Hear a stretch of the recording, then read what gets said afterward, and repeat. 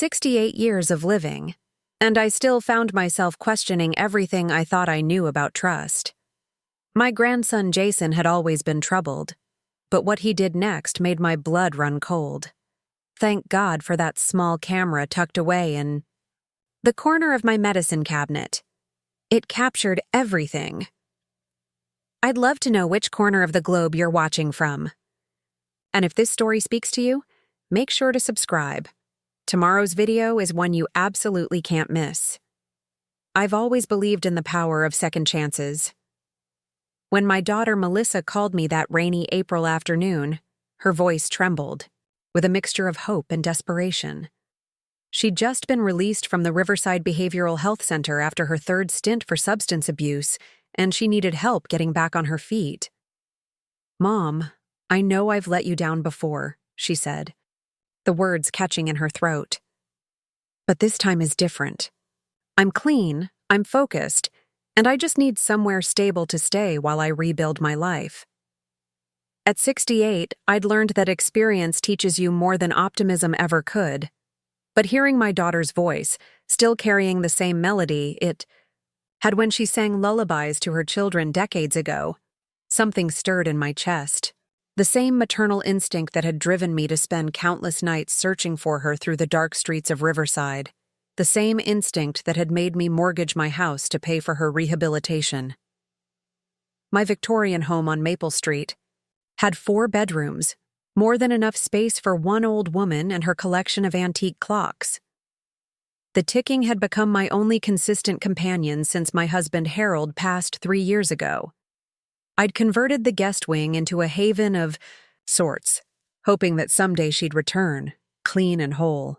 "You can stay," I told her, my voice steady despite my racing heart. But there are rules this time.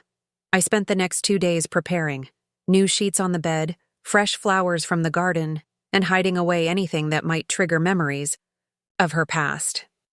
I even installed a small security camera in my upstairs study where I kept my medication. Not because I didn't trust her, I wanted to believe her recovery was real, but because trust needs verification, especially when it's been broken before.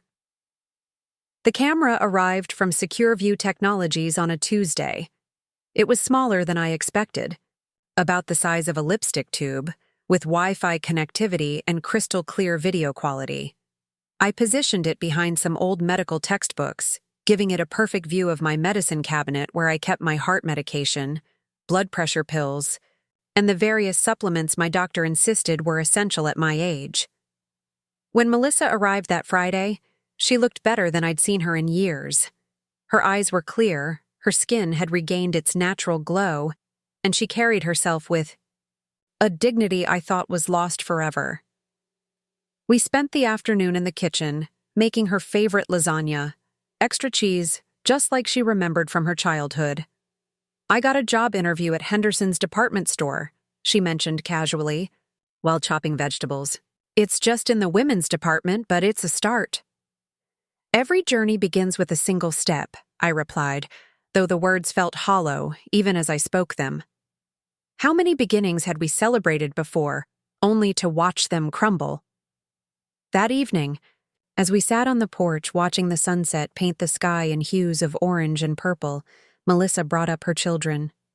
My grandchildren, the ones she'd lost custody of 2 years ago. "Jason's 14 now," she said, her voice barely audible above the evening crickets. "Sarah's 12. I haven't seen them in 7 months. Their father," I began, but she cut me off. "Mark's not unreasonable. He knows I'm trying, but the court order. I need to prove I'm stable for 6 months before visitation rights can be discussed." 6 months.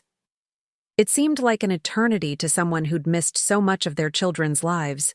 But to me, it sounded preciously short. 6 months to heal years of damage.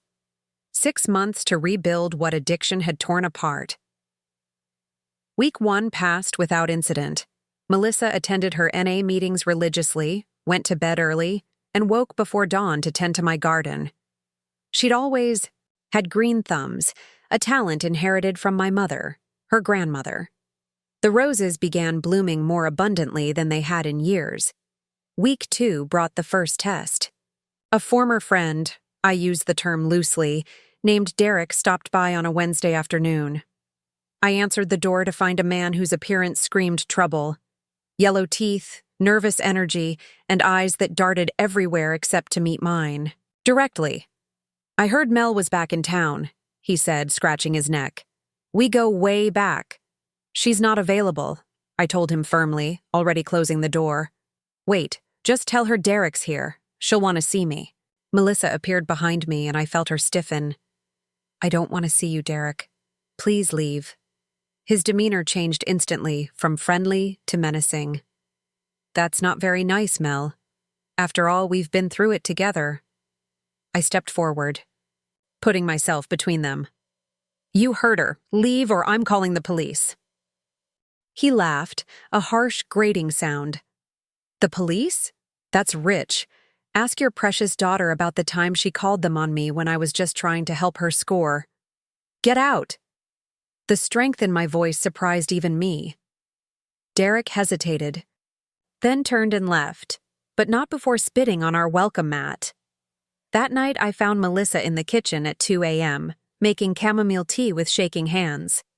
"He's gone," I assured her, though I kept to myself that I'd already called Mark to warn him about Derek's presence in town. "You don't understand, Mom. People like Derek don't just go away. They wait. They watch. They know exactly when you're vulnerable." "Then we'll be vigilant," I said, squeezing her hand. "Together. But vigilance has its limits, especially when the enemy lives under your own roof." The third week brought an unexpected development. Mark called one evening, his voice strained with what I recognized as barely contained patience. "Mother Catherine." He always called me by my full name, a respect I appreciated even in difficult times. "I need to discuss Jason with you." "What's wrong?" My heart immediately jumped to the worst conclusions. He's been acting out at school, fighting. His grades are slipping. The counselor thinks he might be ready to see Melissa, under supervised conditions. The silence that followed was heavy with implications. Letting Jason see his mother could either help or harm his current state. "What do you think?" I asked, though I could feel Melissa's presence in the doorway, listening intently. "I think he needs to see that she's really changed. But only if she's strong enough. One setback could destroy whatever progress he's made in therapy." After the call ended, Melissa and I talked for hours. She was terrified of failing again, but even more terrified of keeping them apart.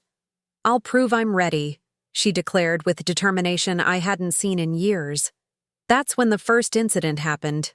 Small, almost dismissible if you weren't paying attention. I'd refilled my heart medication on Thursday, counting out 30 pills into their designated bottle.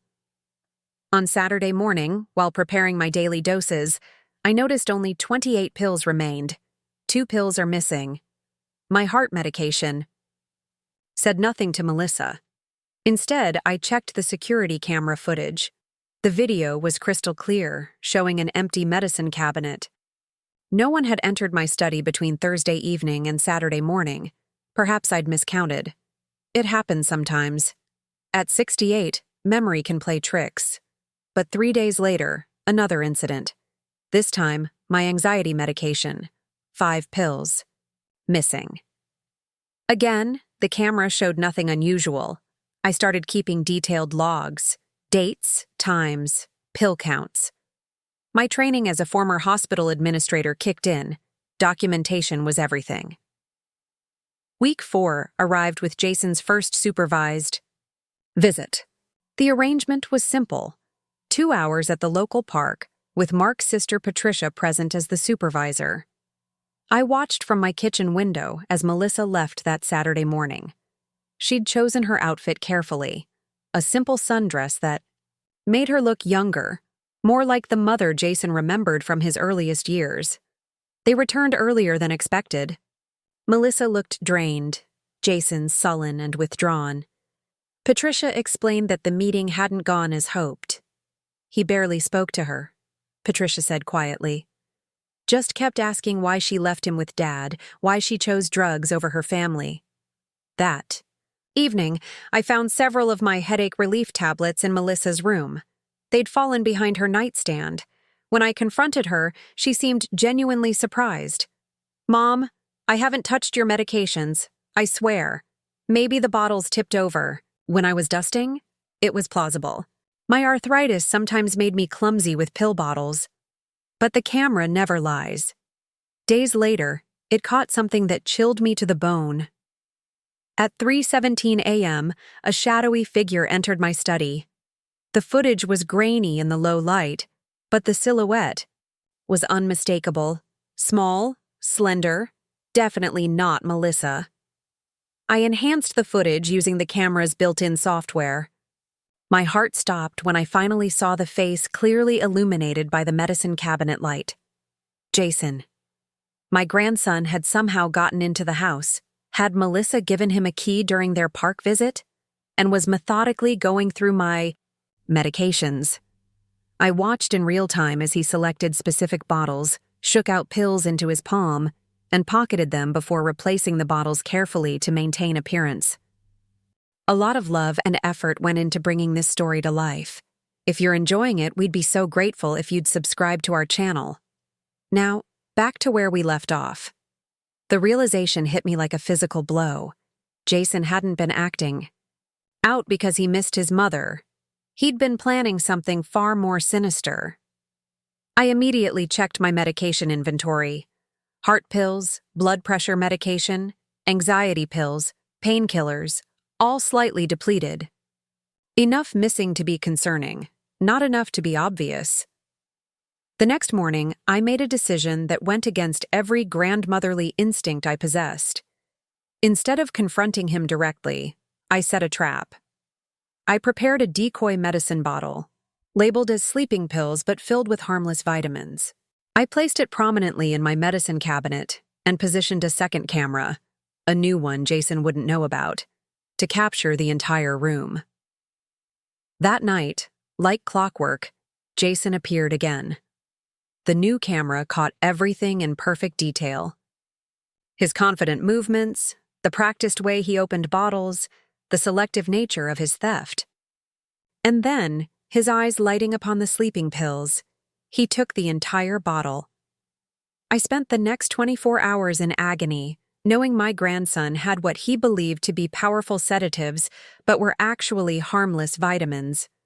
I monitored him. Through social media, a modern grandmother's surveillance technique. His posts seemed normal, not suicidal, not immediately alarming, but something was being planned. I could feel it in my bones.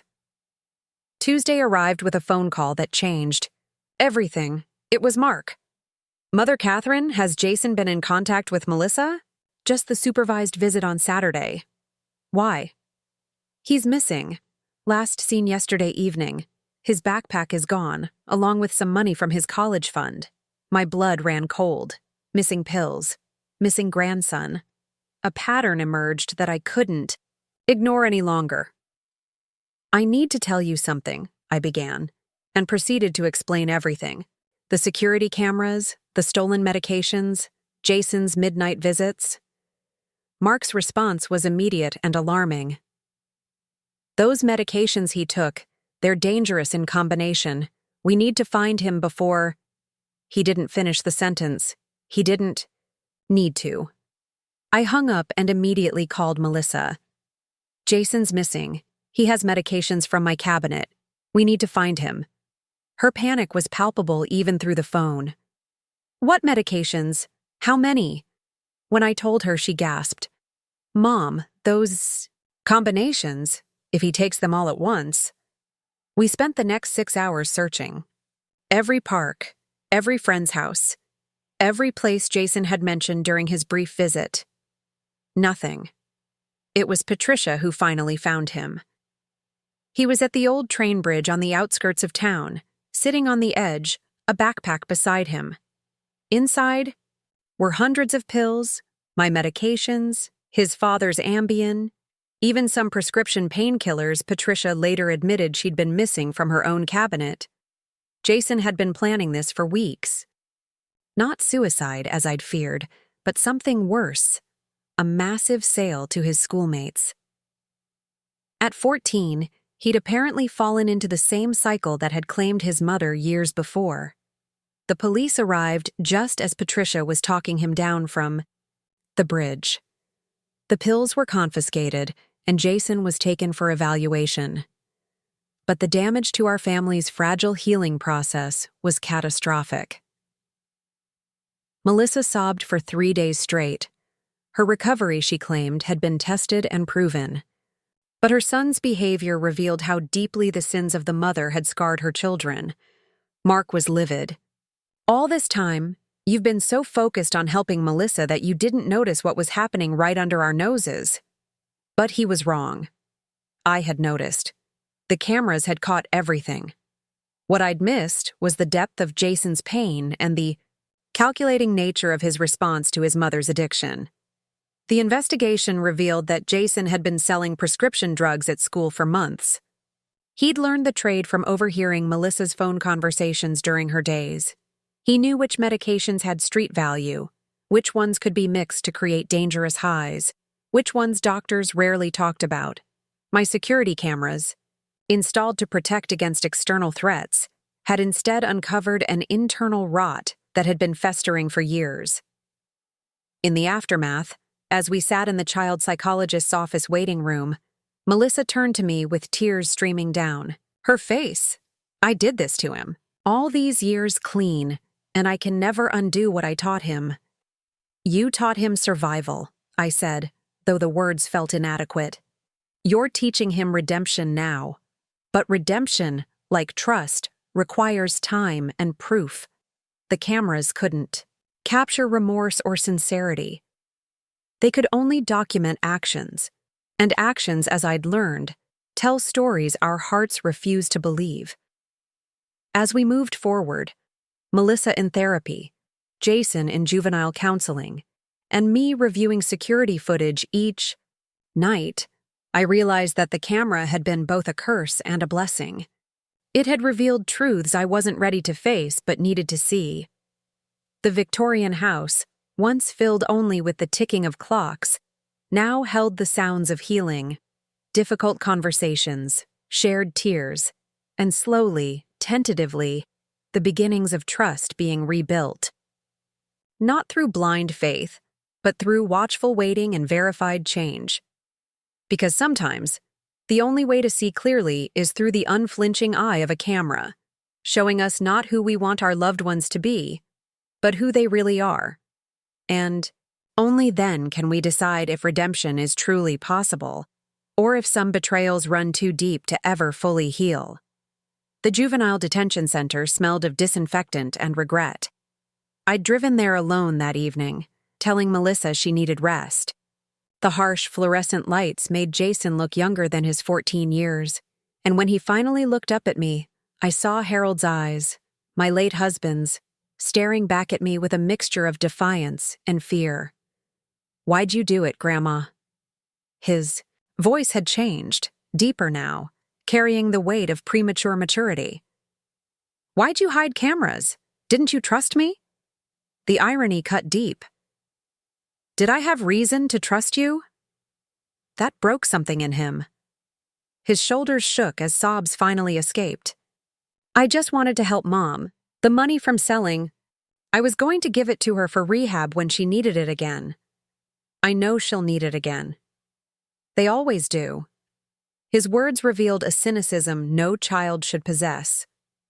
This wasn't just about stolen medications. It was about a boy who'd learned to anticipate his mother's failures. 3 days later, the prosecutor's office called. Detective Maria Rodriguez wanted to speak with me about the security footage. In her office, surrounded by case files and cold coffee, she laid out a timeline that shocked me. "Mrs. Thompson, Jason wasn't working alone. We've traced these medications to a network involving several students at Riverside Academy. The ringleader appears to be someone much older, possibly an adult using children as runners. The footage I'd captured became evidence in a larger investigation. My desire to monitor my own home had inadvertently helped dismantle a drug operation that had been poisoning our community's youth for months, but this revelation brought little comfort. Each night, I watched Melissa stare at Jason's empty chair. At dinner, her recovery now tested by a different kind of guilt. The turning point came on a gray Sunday morning. I was reviewing security footage from the previous week when I noticed something odd. In the kitchen camera, yes, I'd installed more after discovering Jason's nighttime visits, I caught Melissa around 2 a.m., methodically cleaning bloodstains from the floor. My heart raced as I rewound and zoomed in. The timestamp was read 2 days ago. Wednesday night, while I'd slept soundly upstairs, something violent had happened in my kitchen. I confronted her at breakfast. "I need to see your arms, Melissa," she flinched. "Mom, please don't." "Now." When she rolled up her sleeves, I saw it. Multiple cuts, some still bandaged. My daughter, the one I'd been so carefully monitoring, had been self-harming. "I couldn't take the guilt anymore," she whispered. "Every time I look at you, at his empty chair, knowing what I caused." The cameras had shown me truth after truth, but this one demanded action beyond mere observation. That afternoon, I made 3 phone calls. First, to Dr. Eleanor Walsh, a renowned psychiatrist specializing in family trauma. Second, to a local security company to install a panic button system in every room, because monitoring alone wasn't enough. We needed immediate help when crises struck. Third, to Mark. "Your wife needs help," I told him. "Not just for addiction, for PTSD, for everything Jason's crisis has awakened in her past." Mark's response surprised me. "I've been watching the situation too, Mother Catherine. Patricia thinks we should bring Sarah over for a supervised visit. Maybe seeing her daughter will give Melissa a reason to fight harder." The visit was scheduled for Saturday at 3 p.m. I installed the final camera on Friday, this one in the living room where the meeting would take place. Not to spy, but to document. If this went well, it could be the first step toward healing our fractured family. Saturday arrived with unexpected warmth. Sarah, now 12, had grown taller than I remembered. She entered the house hesitantly, her eyes darting around as if expecting danger. When she saw Melissa, she froze. "Hi, baby," Melissa said softly, her voice trembling. Sarah's response was cutting. "You're not my mom anymore." Patricia explained it to me. "Real moms don't leave their kids for drugs." The room fell silent. Patricia started to intervene, but I raised my hand, stopping her. Sometimes healing requires witnessing pain, not preventing it. "You're right," Melissa said, sitting down slowly. "I wasn't a real mom to you. I wasn't real to myself. But I'm trying to become real now." "Why should I believe you?" Sarah's voice cracked. "I believed you before, lots of times. This is when the cameras captured something remarkable." Melissa reached into her purse and pulled out a folder. Inside were pages, and pages of handwritten letters, one for every day of her sobriety. "I write to you every day," she said. "Even though I can't send them. I write about what I'm learning, what I'm feeling, how much I miss you. Would you like to read one?" Sarah hesitated, then nodded. As she read, tears formed in her eyes. The letter detailed Melissa's fear of failing again, her commitment to therapy, her dreams of one day being worthy of calling herself Sarah's mother. "Can I keep it?" Sarah asked quietly. "Keep all of them. I have copies." The security footage from that day showed something the human eye might have missed. The exact moment when Sarah's posture changed from defensive to curious, when Melissa's trembling hands steadied as she handed over the letters, when Patricia dabbed at her own eyes with a tissue. That evening, I reviewed the footage while Melissa slept. For the first time since installing the cameras, I felt like I was witnessing healing rather than harm. But the story wasn't finished. Tuesday brought a bombshell. Detective Rodriguez returned with a photograph. "Do you recognize this man?" she asked. It was Derek, the same man who'd appeared at our door weeks earlier, looking for Melissa. But in this photo, he was wearing a Riverside Academy custodian's uniform. He's been working at the school for 2 years, she explained. That's how he had access to students, how he knew which medications to target, and he's been in contact with Jason through social media. Taturi. Revelation shattered my understanding of the situation. Jason hadn't fallen into drug dealing through inherited predisposition. He'd been groomed by a predator who knew exactly how to exploit his family's vulnerabilities. Armed with this information, I made a decision that went against everything I'd stood for as an educator. I asked the detective to show the evidence to Jason before the trial. In the detention center's meeting room, we watched Jason's face as the truth unfolded. Derek's social media messages, filled with manipulation and encouragement, photos showing Derek with students, evidence of his previous convictions in another state. He said he was my friend, Jason whispered. He said we were alike. Both were forgotten by people who were supposed to love us. You were targeted, I told him firmly, by someone who spent years learning how to exploit damaged children. But you're not damaged, Jason. You're hurt. There's a difference. That night, I made a final decision about the security cameras. I transferred all the footage to portable drives, labeled each date and incident, and prepared to give them to Jason when he was ready. Knowledge is power, I told Melissa the next morning, but only when it's used for understanding, not punishment. She looked at me quizzically. What are you saying? I'm saying that these cameras weren't about trust. They were about fear. Fear of losing you again. Fear of failing as a grandmother. Fear of history repeating itself. But fear doesn't build families. Truth does. 2 weeks later, we sat in family court. Jason had been released into Mark's custody pending trial, with strict conditions including therapy and home monitoring. When the judge asked him to speak, Jason stood with surprising composure. I want to show you something, he said, pulling out a letter. My grandmother gave me access to security footage from her house. I watched myself stealing from her, lying to her, using her home as a base for illegal activities. But I also watched something else. He paused, looking at Melissa. I watched my mom for hours, cleaning, cooking, going to meetings, talking to herself in the mirror, practicing what she'd say to me if she got the chance. I watched her cry alone. I watched her be real. The judge was intrigued. And what did you learn? That everybody has security cameras in their lives, whether they're real cameras or just people watching and judging. But what matters is what you do when nobody's watching. That's where real change happens. In the months that followed, we established new routines, family therapy sessions every Tuesday.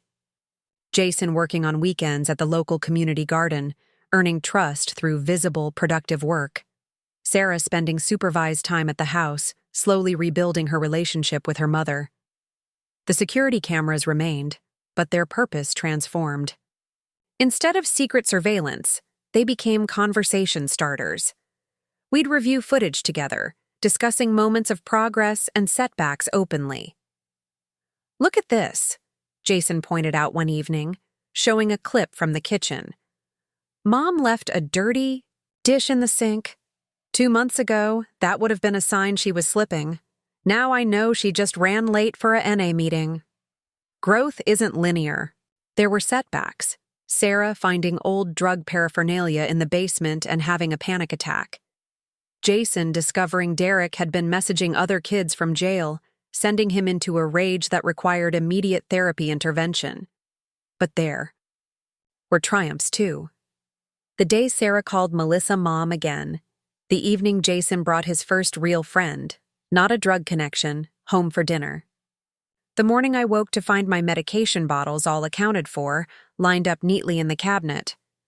6 months after that first night of stolen pills, we held a family meeting. The security company had sent their annual service notice. Should we renew? I asked. Melissa answered first. I think we should keep them, but not as watchdogs. As memory keepers, Sarah added. Good and bad. Jason was last to speak. As evidence that we can change, that we can be better tomorrow than we were yesterday. We renewed the contract. But this time I shared the access codes with everyone. Transparency replaced surveillance. Trust, earned and verified, became our foundation. The cameras kept recording, but we stopped checking them obsessively. Life became more important than monitoring life. And perhaps that's the greatest insight these hidden eyes provided, that true security comes not from watching for dangers, but from creating an environment where trust can flourish. Derek was convicted and sentenced to 15 years. Jason pleaded guilty to lesser charges in exchange for testimony against the larger drug ring. He was sentenced to community service and mandatory counseling, a future instead of a cell. Melissa celebrated 1 year of sobriety with a cake shaped like a medicine bottle, complete with edible pills that were actually candy. We laughed, genuinely, freely, for the first time in years. And somewhere in the cloud, gigabytes of security footage remained. A digital diary of destruction and redemption, of suspicion and trust, of the day hidden cameras revealed not just crimes, but the complicated truth about family, forgiveness, and the possibility of new beginnings. Sometimes the finest security system isn't the one that catches criminals. It's the one that captures the moment when broken people become brave enough to be whole again. 3 months after the court proceedings, on a crisp December morning, I stood in front of the bathroom mirror, contemplating an unusual decision. The silver compact in my hand held more significance than its medical contents. It was a test of how far we'd truly come. Mom? Melissa called from downstairs. The kids are here. Kids, plural. Sarah and Jason had finally agreed to their first, unsupervised visit together since the drug incident. I hurried down to find Jason helping his sister remove her winter coat while discussing their English literature assignment. They'd been assigned the same Shakespeare play, The Tempest, at their different schools. It's about justice versus revenge, Jason was explaining, carefully hanging Sarah's coat on a hook. His therapist would be proud of these small acts of consideration. But why does Prospero forgive everyone at the end? Sarah challenged. After everything they did to him? Maybe because revenge doesn't actually fix anything? I suggested entering the kitchen where the smell of fresh coffee mixed with vanilla extract from Sarah's baking experiment. Both children turned to me with matching expressions, Harold's inquisitive eyebrows, Melissa's determined jawline. Speaking of forgiveness and trust, I continued, I need you both for something important. The security camera mounted in the kitchen alcove had become almost invisible to us now. Just another household fixture like the antique clock collection. But today, I wanted to witness something deliberately. I pulled out the silver compact, opening it to reveal a row of small white pills. These are new anxiety medications Dr. Walsh prescribed. They're quite strong, and she warned they should never be combined with my heart medication. Jason's eyes met mine directly, something he'd been working on in therapy. In our house, meeting someone's gaze meant facing the truth without flinching. I'm going to leave these on the counter while you two are here, I said. Right next to my heart medication. I'll be upstairs sorting through old photographs. Sarah immediately understood the significance. Grandma, are you sure? I'm sure I want to trust you both completely. The cameras are still recording, but that's not why I'm leaving. I'm leaving because I believe you've changed. Melissa appeared in the doorway, having overheard. Her face showed a mixture of concern and pride. 3 months ago, she would have insisted on staying to monitor, perpetuating the cycle of mistrust. Now, she simply said, I'm going to run errands. Text me when you need a ride home, kids. For the next hour, I sat upstairs surrounded by photograph albums. genuinely sorting through memories while simultaneously wondering if I'd made a monumentally foolish decision. The old anxiety would have driven me to check the live camera feed on my phone. The new me, the one emerging from months of family therapy, kept the phone face down on the table. When I finally returned to the kitchen, the medication bottles sat exactly where I'd left them. But there was something new beside them. 2 handwritten notes.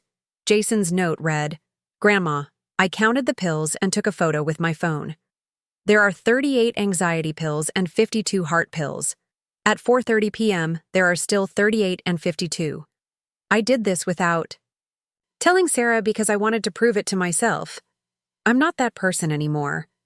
Sarah's note brought tears to my eyes. "Dear Grandma, I noticed Jason taking photos of the pills. I didn't question why or tell Mom. I trust him now, too. We're doing this Shakespeare project together instead of separately. P.S. Can you teach me your famous rum cake recipe? Jason says it's the best." When the children returned to the kitchen for an after-school snack, I showed them their notes. Jason's face flushed with embarrassment and pride. "You didn't have to photograph them," I told him gently. "I did," he replied firmly. "For me, to prove I could choose differently." This breakthrough led to an unexpected development. That evening, Jason approached me with a proposal that would have been unthinkable months earlier. "Grandma, I want to give a talk at my school about what I did, about how easy it is to get manipulated when you think you're helping your family." The next 2 weeks were spent preparing. Together, we reviewed the timeline of events, identifying key moments when Derek had exploited Jason's vulnerable emotional state. Melissa participated actively, sharing insights from her own recovery journey about the patterns addictive behaviors create across generations. On the day of the presentation, Riverside Academy's auditorium held nearly 200 students, parents, and faculty members. Jason had insisted the presentation be filmed, not for ego, but for accountability. "I was the guy who sold prescription drugs in this school," he began, his voice steady but loud enough to reach the back row. "Some of you bought from me. Some of you might still be using. I want to tell you how I went from straight A student to criminal in less than 6 months." The speech detailed the technique Derek had used, identifying students with unstable home situations, gradually building trust, introducing them to increasingly sophisticated drug operations. Jason described the rush of feeling important, the terror of getting caught, and the crushing guilt of realizing how he'd betrayed his family. "My grandmother has security cameras in her house," he continued. "I used to think they were there because she didn't trust us. Now I realize she was trying to protect us from the parts of ourselves we can't see." Detective Rodriguez sat in the front row, having been invited to discuss the ongoing investigation. After Jason's presentation, she revealed that the evidence from our home had helped identify 12 other students involved in Derek's network. 5 had already entered treatment programs instead of juvenile detention. The Q&A session that followed exposed the depth of drug culture at Riverside Academy. Students asked questions with disturbing knowledge about drug combinations, street values, and source networks. Parents looked shell-shocked, many clearly unaware of their own children's activities. One mother raised her hand, tears streaming down her face. "My son was caught with drugs last month. The police said they came from prescription bottles. I've been missing pills from my bathroom for weeks. I thought I was going crazy." This confession opened a floodgate. Story after story emerged of stolen medications, mysterious disappearances of prescriptions, teenagers who suddenly had money for expensive clothes and gadgets. The talk, intended to showcase one family's journey, became a community confession session. Principal David Matthews stood up finally, his voice heavy with responsibility. "I move that we establish a task force, students, parents, faculty, and law enforcement working together to address this crisis." That evening, our Victorian house hosted its first community meeting. I'd moved the security camera to capture the entire living room where 12 families gathered, all affected by the prescription drug trade Jason had unknowingly been part of. Dr. Walsh facilitated the discussion, introducing concepts of family systems therapy and how trauma echoes through generations. She explained how children of addicts often develop hypervigilance, sometimes leading to behaviors that mirror their parents' addictions in different forms. Jason wasn't selling drugs because he wanted to use them, she clarified. He was selling drugs because he'd internalized the fear that his mother would relapse and need money for her next fix. He was essentially creating a bank account of pain. Melissa sat quietly through most of the meeting, but when asked to speak, she shared something profound. My son was preparing for my failure while I was fighting for my sobriety. We were on opposite trajectories of the same path, both driven by fear that addiction would win again. The breakthrough came when Mark arrived unexpectedly. He'd driven 3 hours after hearing about the school presentation. Standing in our living room, the site of so much family discord, he addressed everyone present. My ex-wife has been sober for 13 months. My son has been clean for 8. My daughter is relearning how to trust. And I've been so focused on protecting them that I forgot families heal together, not in isolation. He turned to me. Mother Catherine, I came to apologize. You've been carrying the burden of watching over all of us, documenting our lives through security cameras because you couldn't trust us to be honest with ourselves. The cameras became a crutch, I admitted, a way to avoid real communication. That night, after everyone left, I made a decision about the footage we'd accumulated. Instead of archiving it indefinitely, I proposed we use it for a different purpose. What if we create a documentary? I suggested breakfast the next morning. Not to shame anyone, but to show the reality of what families go through when addiction enters the picture. The idea gained momentum. Local filmmaker and family friend, Rebecca Palmer, volunteered to help edit the footage professionally. We spent weekends reviewing hours of video, selecting moments that told a story of human complexity rather than simple morality. The documentary, titled Watching for What's Missing, premiered 3 months later at the Riverside Community Center. It opened with footage from our kitchen, ordinary moments that gained significance in hindsight. Melissa is preparing breakfast while struggling with withdrawal symptoms. Jason studying at the kitchen table, perfecting his grades to prove he wasn't like his mother. Sarah's few visits, marked by tentative interactions and forced smiles. The film didn't shy away from difficult moments. It showed Jason's midnight raids on my medicine cabinet, Melissa's 2 a.m. self-harm episodes, the heated arguments that often preceded breakthroughs. But it also captured tenderness. Jason teaching Sarah how to properly fold napkins like their grandmother used to, Melissa singing to her children to sleep through the phone when she couldn't be there in person, my quiet prayers over photo albums of happier times. One segment featured interviews with the students from Jason's network. With parental consent and faces obscured for privacy, they discussed the sophisticated ways they'd hidden their activities. One girl revealed she'd been using her diabetes testing kit to hide pill bottles. Another boy had rigged his wheelchair with a hidden compartment Derek had designed. This wasn't about getting high, explained a 17-year-old football player. It was about belonging somewhere. Derek made us feel important, like we had skills nobody else appreciated. The documentary's power lay in its refusal to oversimplify. It presented addiction not as a personal failing, but as a complex interaction of genetics, environment, opportunity, and emotion. It showed how security measures designed to protect often function as barriers to help. The premiere drew attention beyond Riverside. Drug counselors from neighboring towns requested copies. High schools in the tri-state area scheduled screenings. Mental health professionals praised its balanced approach to family systems affected by substance abuse, but the real validation came from an unexpected source.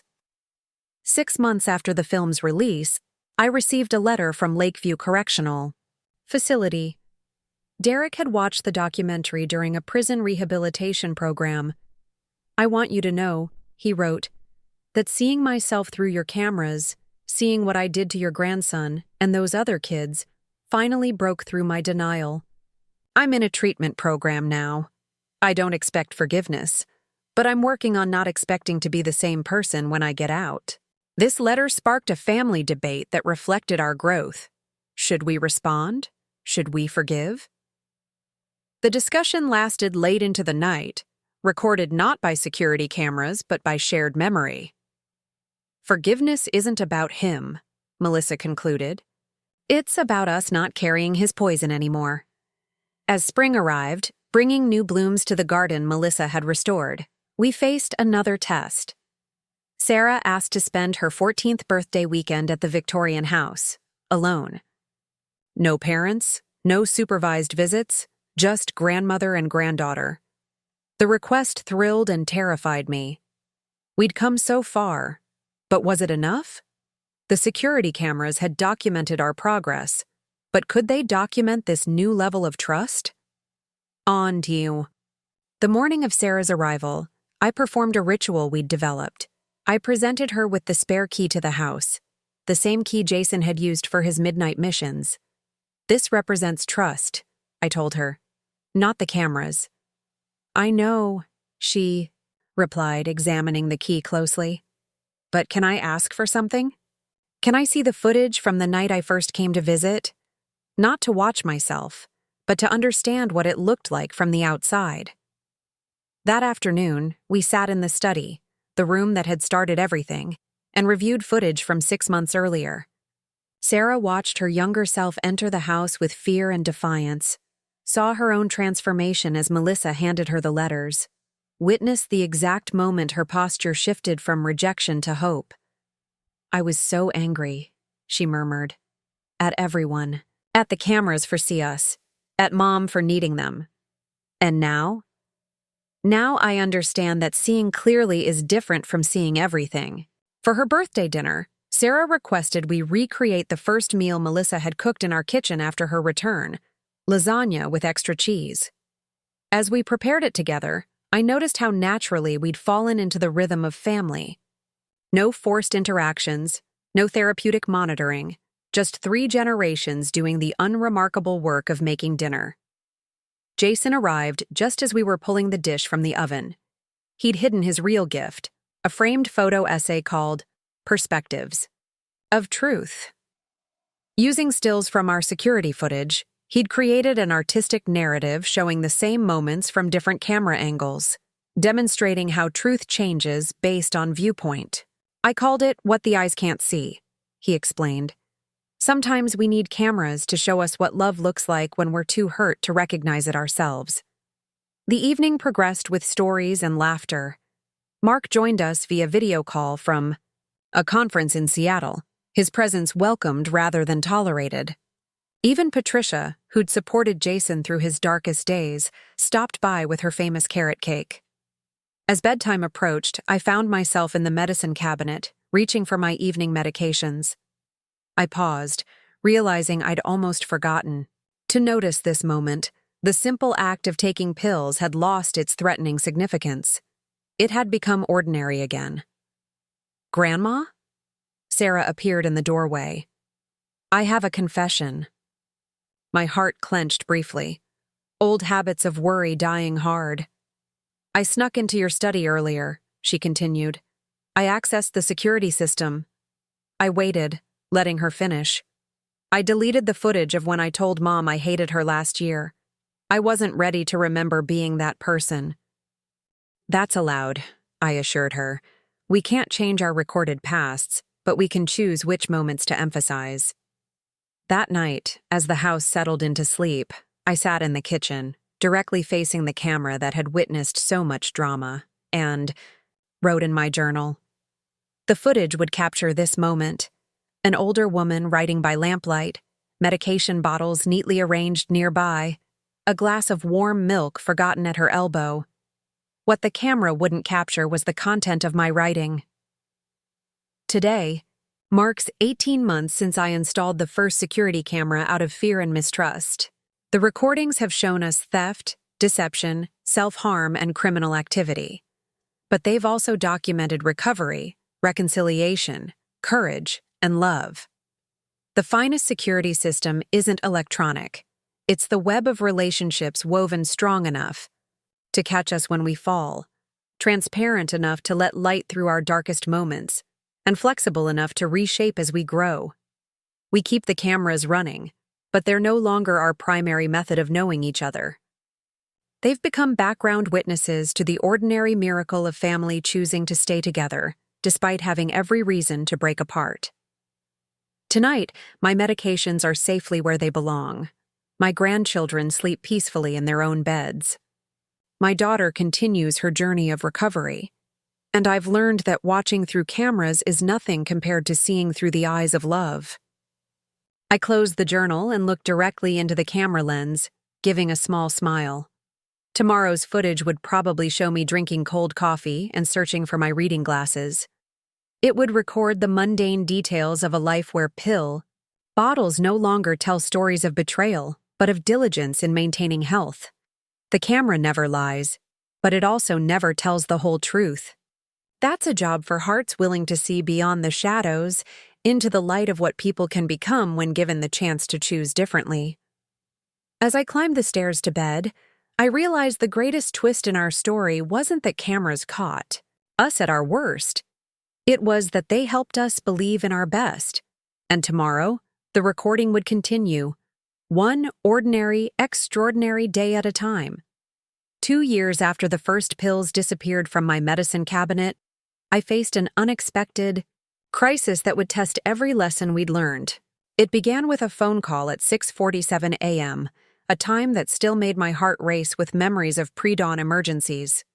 "Catherine? It's Eleanor Walsh." My psychiatrist's voice was strained. "I need you to check your security system, specifically Wednesday night, between 11 p.m. and 3 a.m. "What am I looking for?" I asked, already moving to my study. "Derek's been released on early parole for good behavior, and he's in Riverside." The chill that ran through me had nothing to do with the October morning air. I pulled up Wednesday's footage, my arthritic fingers trembling on the keyboard. As the video loaded, I saw them, 2 figures near my medicine cabinet at 2:14 a.m., but they weren't stealing pills. They were replacing them. "Mom?" Melissa's voice from downstairs. "Who was that on the phone?" I called her up to review the footage together. The security system had captured it all in crystal clarity. Jason and Sarah, working silently to refill every medication bottle. Jason held a pharmacy bag while Sarah used a flashlight app on her phone to check dosages against a printed list. "They know about Derek," Melissa whispered. "They've been protecting you." The implications hit us simultaneously. My grandchildren had been monitoring news about Derek's parole hearings, coordinating with hospital pharmacists. Jason had even gotten a part-time job at CVS to learn properly about medications, all without telling us. When Jason arrived for his morning check-in, a routine that had continued by his choice even after his probation ended, I was waiting with the footage pulled up on my laptop. "Explain," I said simply. His composure wavered.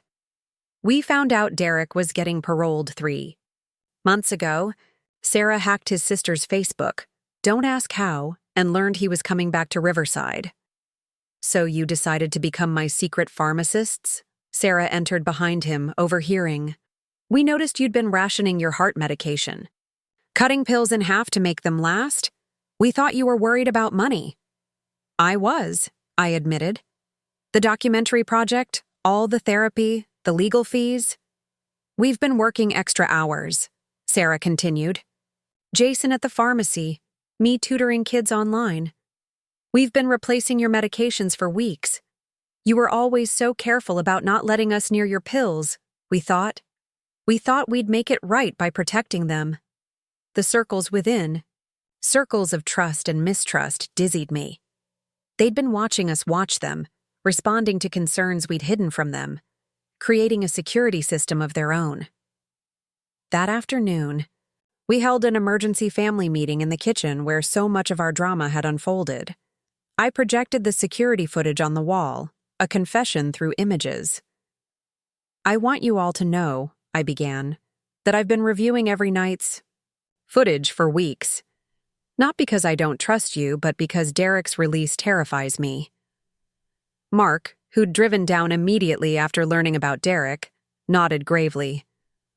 He's required to wear a GPS ankle monitor and stay 1,000 feet from schools or family members of his victims.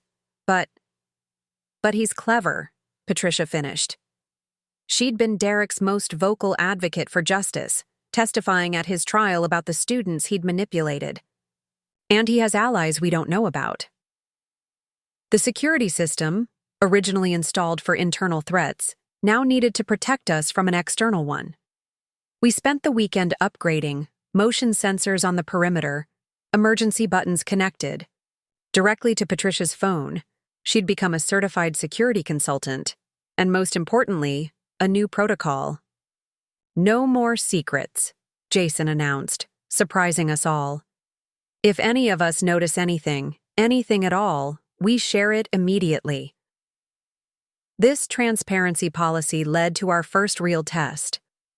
Friday evening, while Jason was closing at the pharmacy, he noticed a familiar face.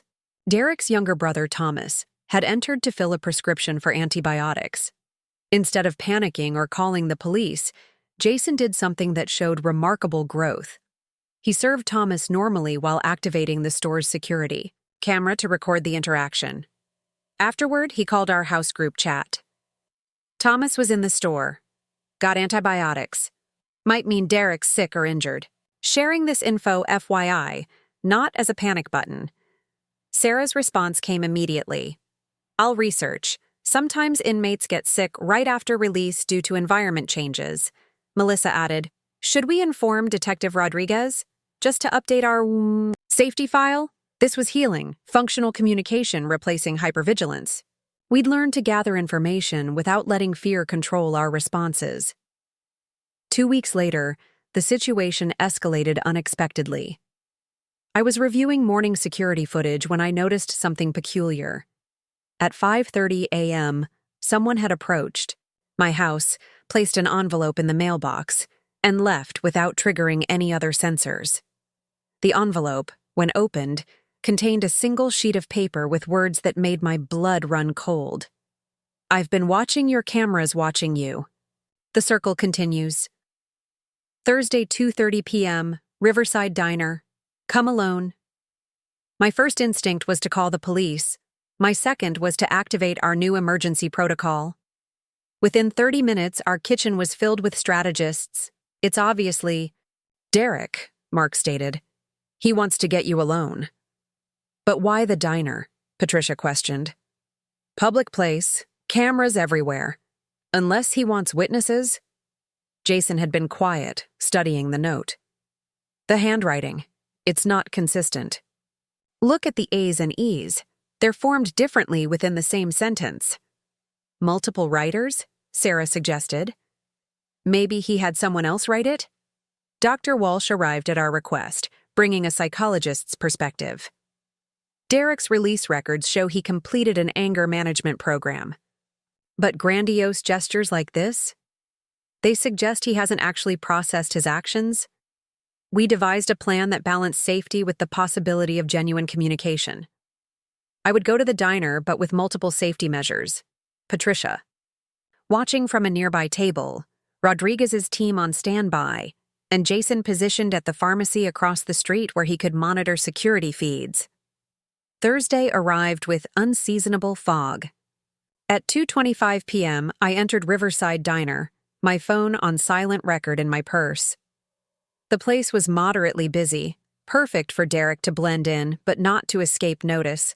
I ordered coffee and waited. At exactly 2:30 p.m., someone sat at my booth.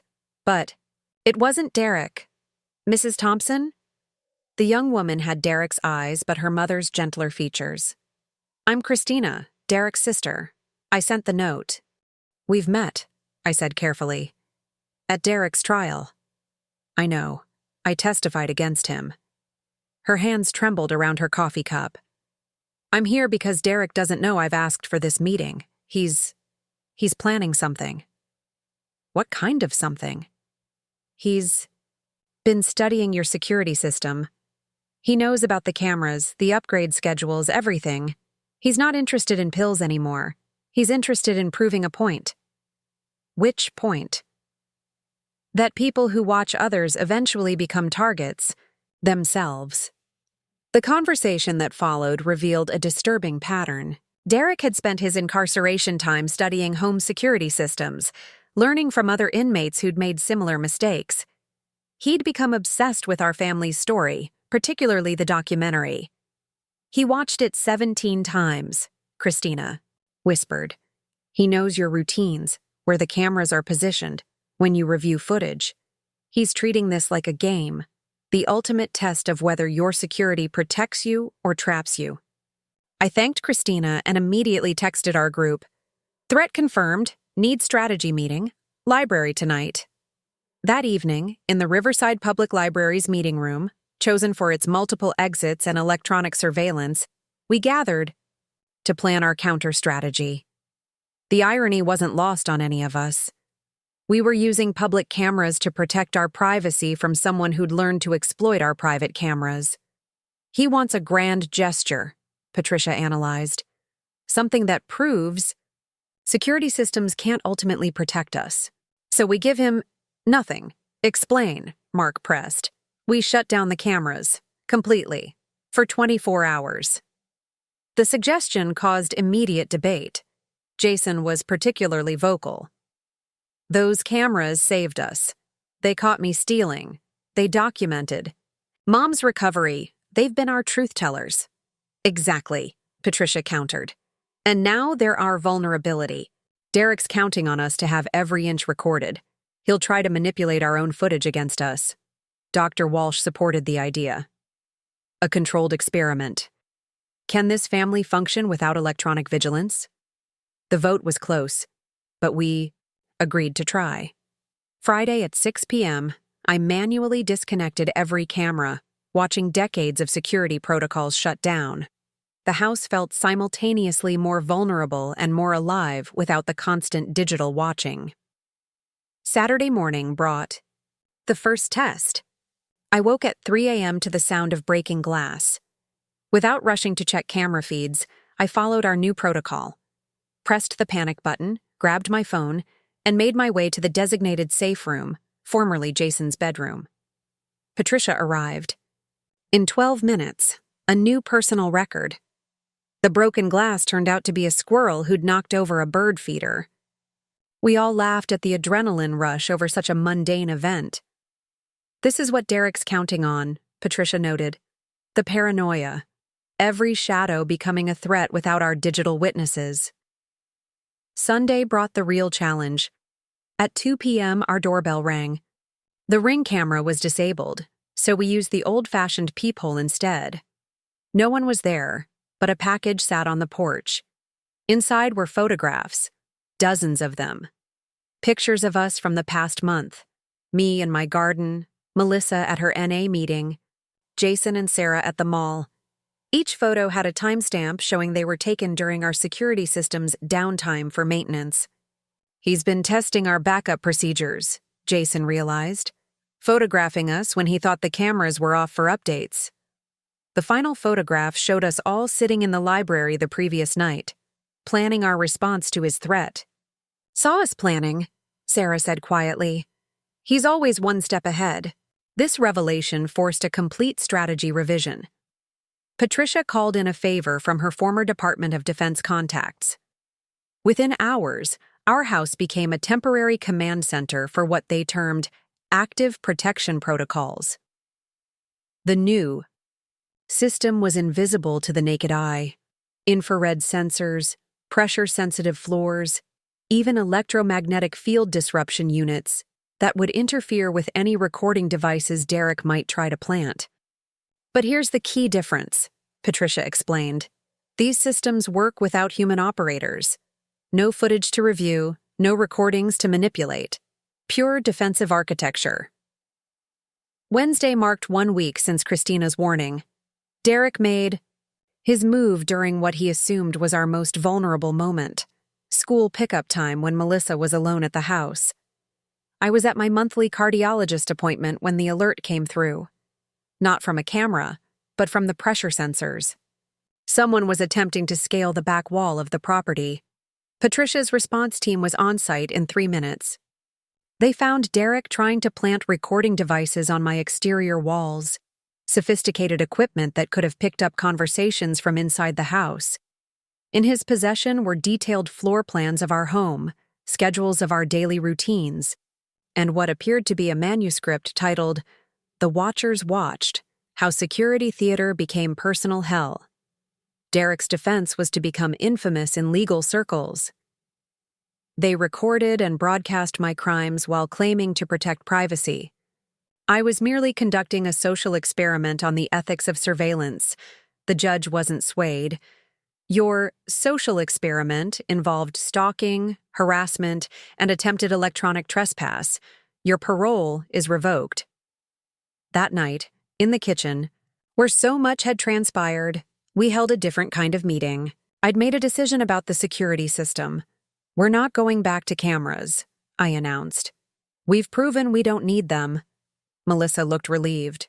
"The invisible security works better. We're learning to protect ourselves without watching ourselves." Jason raised an interesting alternative. "But what about documentation? The footage helped us understand what was happening. This led to our family's most innovative compromise. Instead of security cameras, we established truth sessions, weekly meetings where we could openly discuss our concerns, fears, and observations. If legal documentation was needed, we would record these sessions purposefully, not secretly." The months that followed showed unexpected benefits. Without the lens of cameras constantly translating our lives into data points, we developed deeper communication. Sarah started a photography club at school focused on consent-based documentation, pictures, only with permission. Jason began writing about his recovery journey, using narrative instead of surveillance to process his past. Melissa marked 2 years of sobriety without a single gotcha moment captured on camera. Her stability was verified through action, not video evidence. On the anniversary of that first stolen pill, we gathered in the living room where so many confrontations had occurred. Patricia proposed a symbolic gesture. The security equipment, the old system. What if we donated it to a community center, let it serve others in a different way? This led to the creation of the Second Chances Surveillance Project.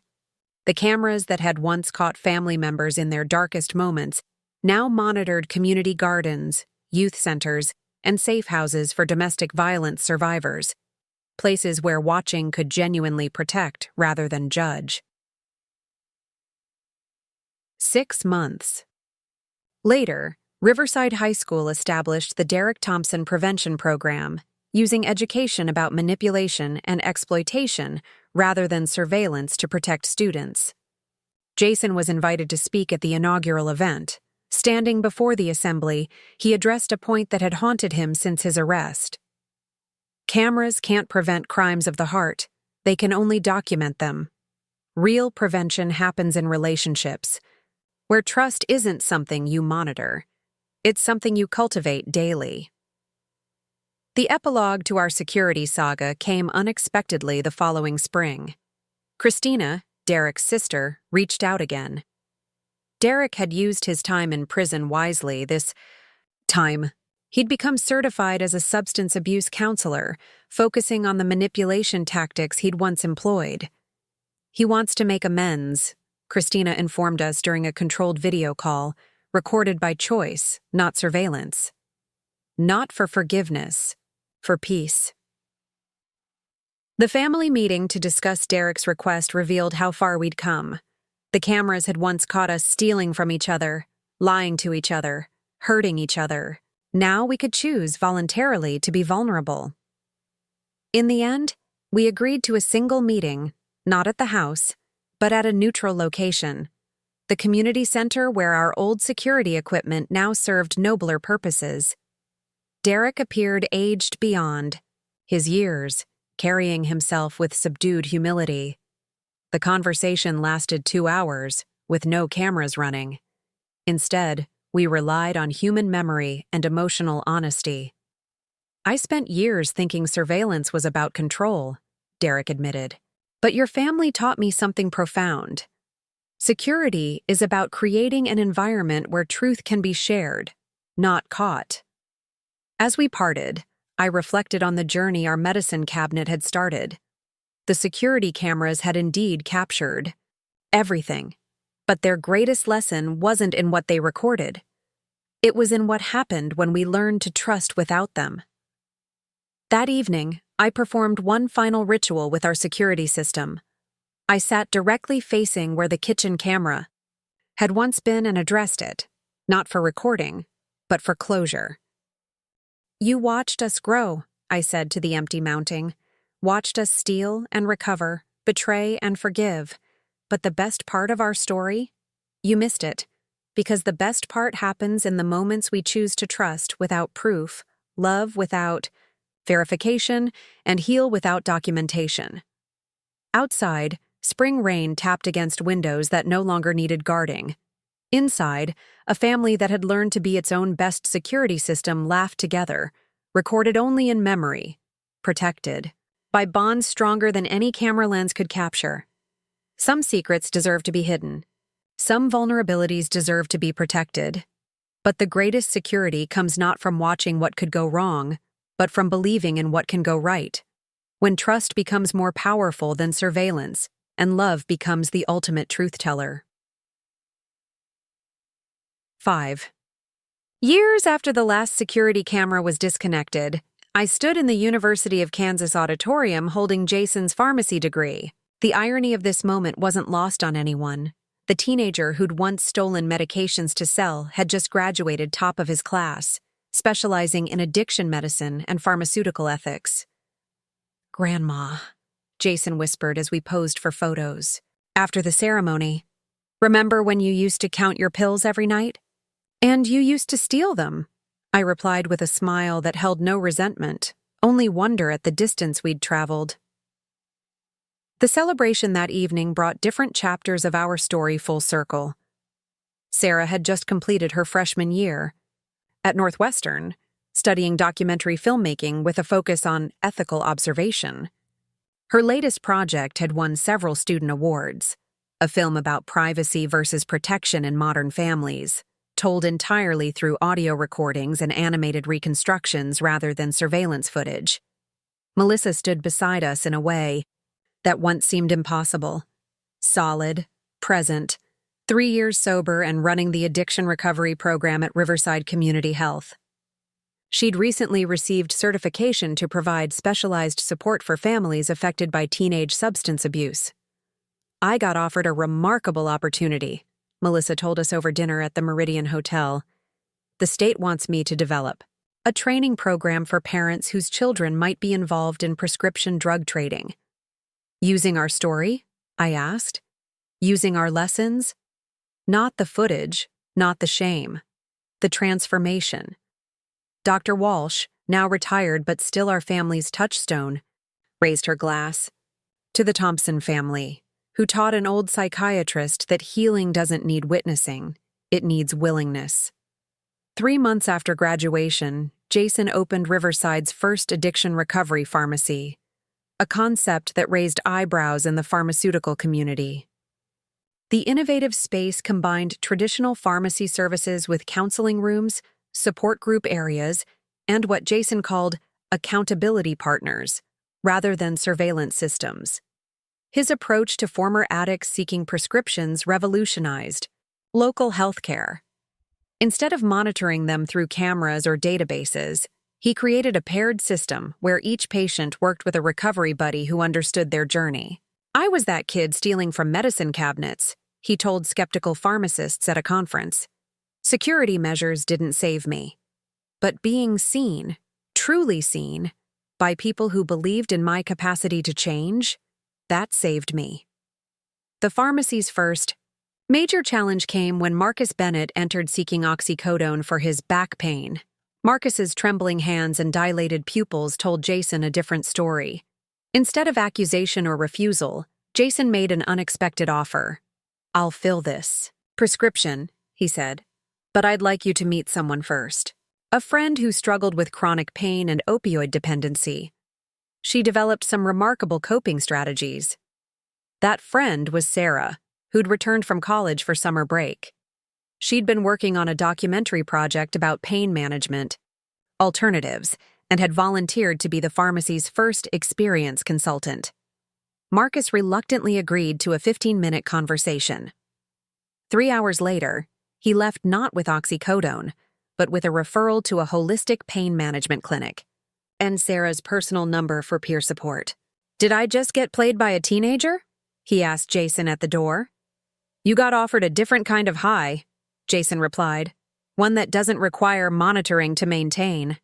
This interaction sparked the creation of the Transparent Truth Program, an EDA initiative where recovering addicts staffed support stations within the pharmacy. Former patients who'd abused prescriptions now helped new patients navigate the legitimate uses of controlled substances.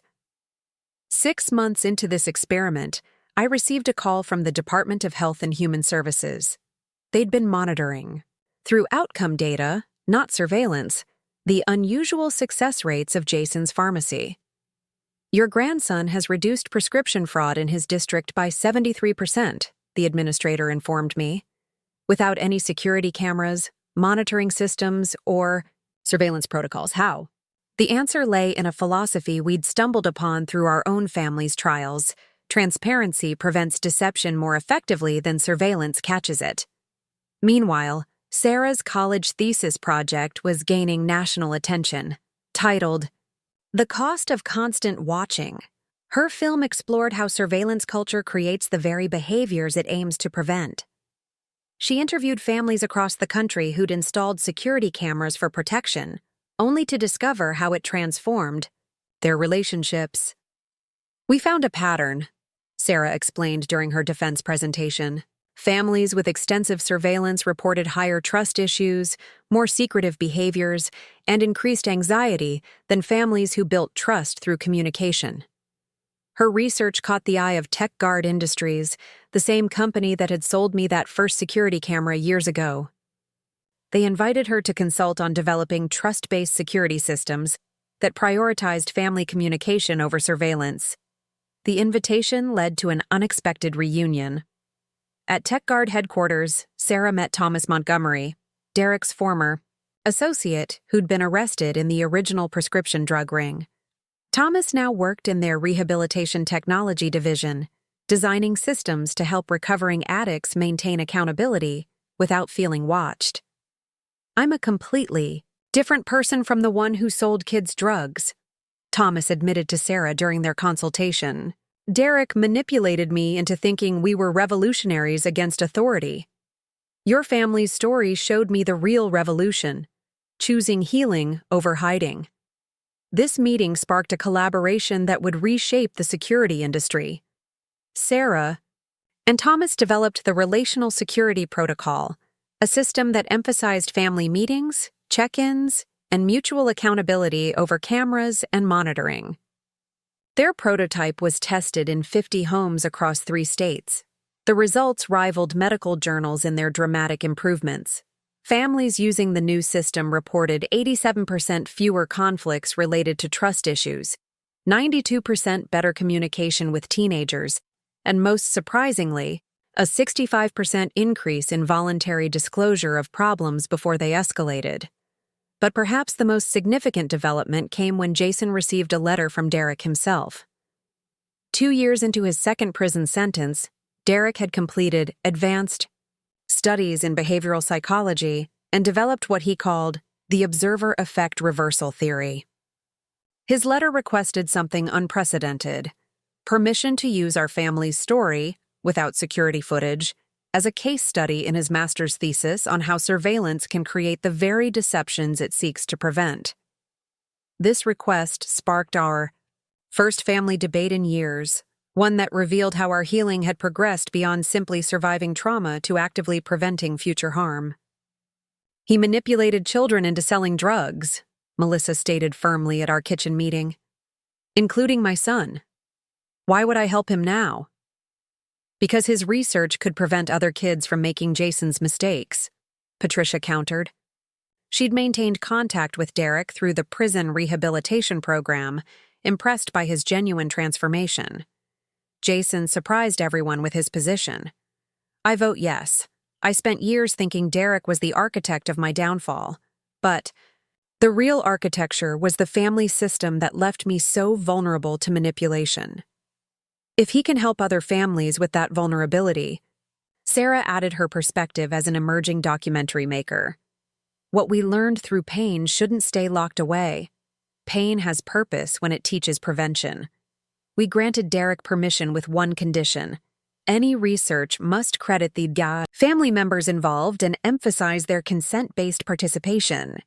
6 months later, Derek's paper, Beyond Surveillance: How the Thompson Family Case Study Demonstrates the Limits of Electronic Monitoring in Crime Prevention, was accepted for publication in the Journal of Criminal Psychology. The paper detailed our journey from camera-dependent security to relationship-based protection. It analyzed how Jason's initial theft wasn't caught by cameras but by missing pills, human observation, not electronic monitoring. It examined how Melissa's self-harm was documented but not prevented by footage. Most importantly, it theorized that our eventual healing came not from what cameras caught, but from what we chose to share without their lens. The publication led to unexpected opportunities. I was invited to speak at a TEDx event about the evolution of family security. My talk, titled Watching Without Seeing, drew parallels between my Victorian house full of cameras and a society increasingly reliant on electronic observation. I had 12 cameras watching 9 rooms, I told the audience. But I couldn't see my grandson's loneliness, my daughter's shame, or my own fear until we stopped looking at screens and started looking at each other. The response was overwhelming. Families reached out sharing their own struggles with security systems that had become barriers between loved ones. Some had even started removing cameras after hearing our story. Meanwhile, the Riverside community began implementing our lessons more broadly. The school board approved Sarah's proposal for the Transparent Campus Initiative, replacing hallway cameras with trust stations where students could voluntarily check in about concerns or struggles. Principal Matthews, who'd struggled with drug issues on campus during Jason's dealing days, reported remarkable results.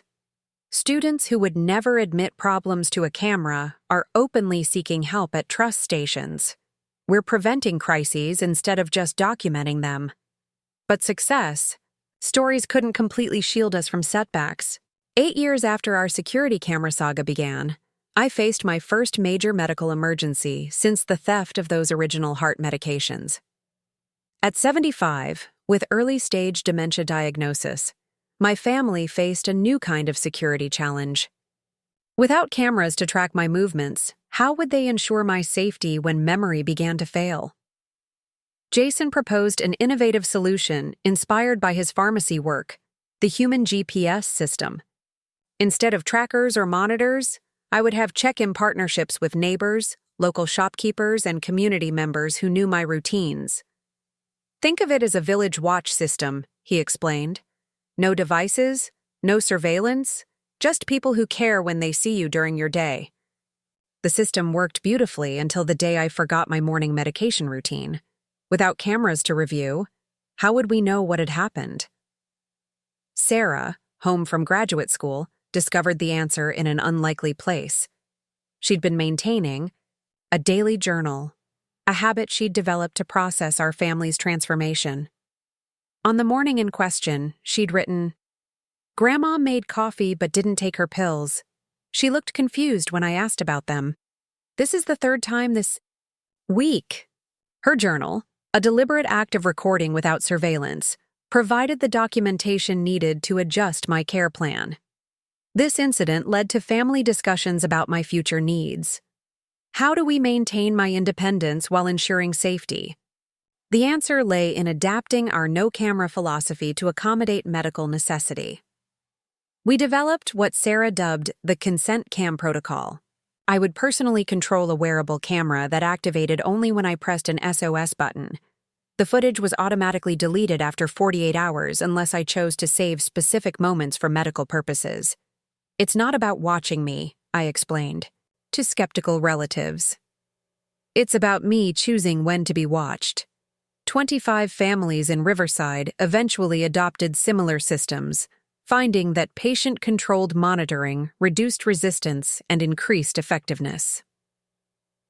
The 10th anniversary of that first stolen pill brought our story full circle in an unexpected way. Jason, now 34 and a respected voice in pharmaceutical ethics, opened a museum within his pharmacy called The Cost of Secrecy, a family's journey through surveillance to trust.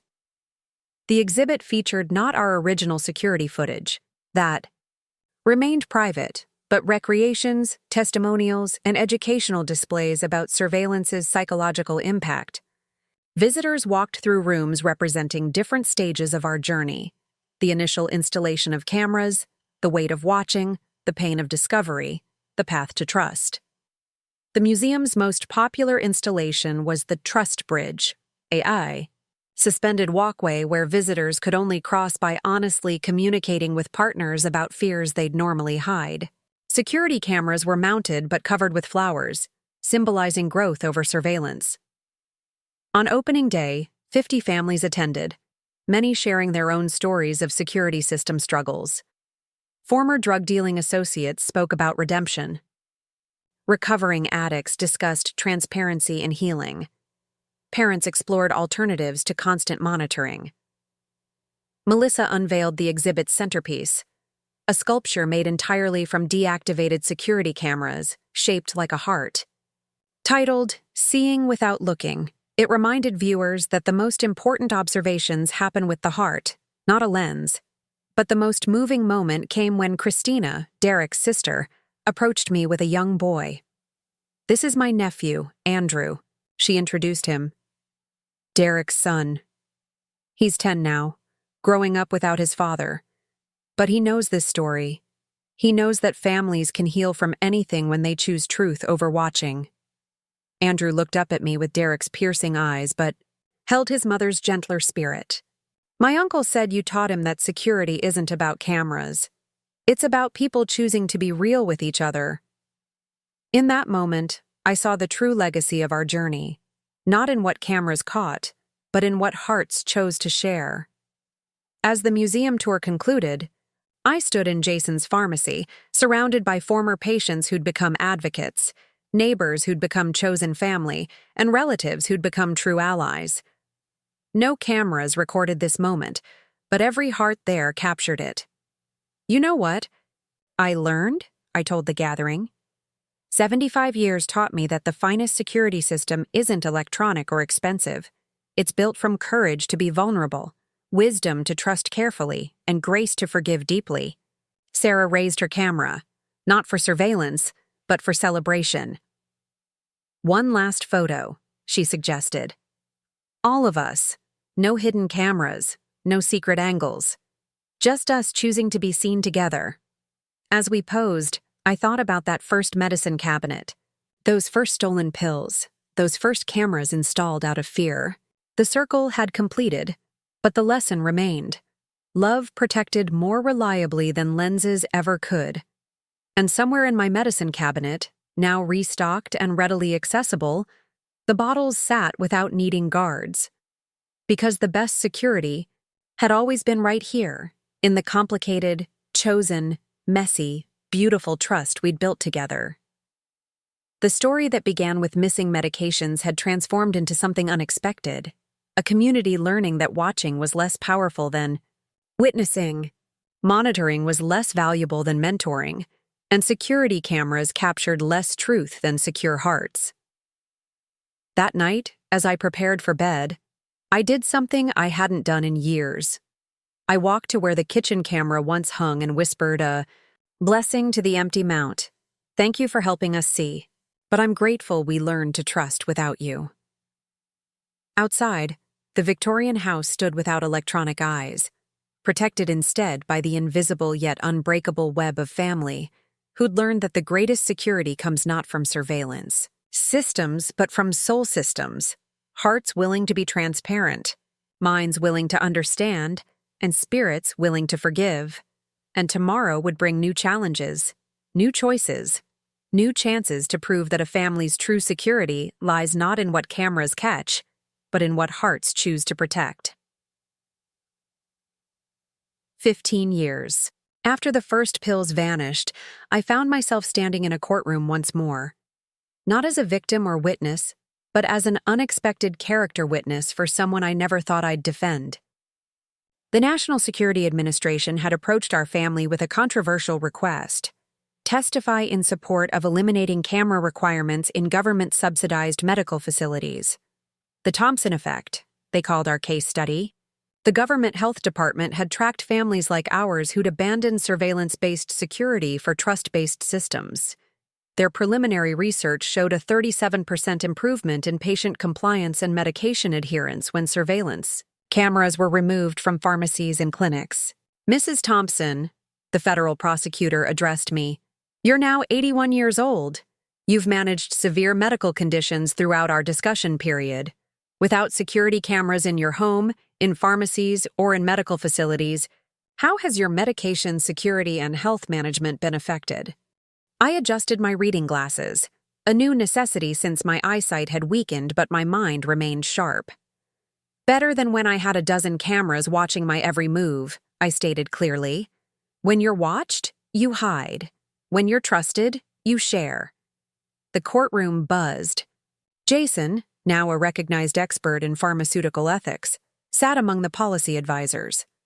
His journey from teenage drug dealer to national healthcare consultant had inspired a congressional bill called the Second Chance Prescription Act. The Act proposes that pharmacies receiving federal funding implement trust-based accountability systems rather than surveillance, Jason explained later during recess. But it needs real-world validation. That's where we come in.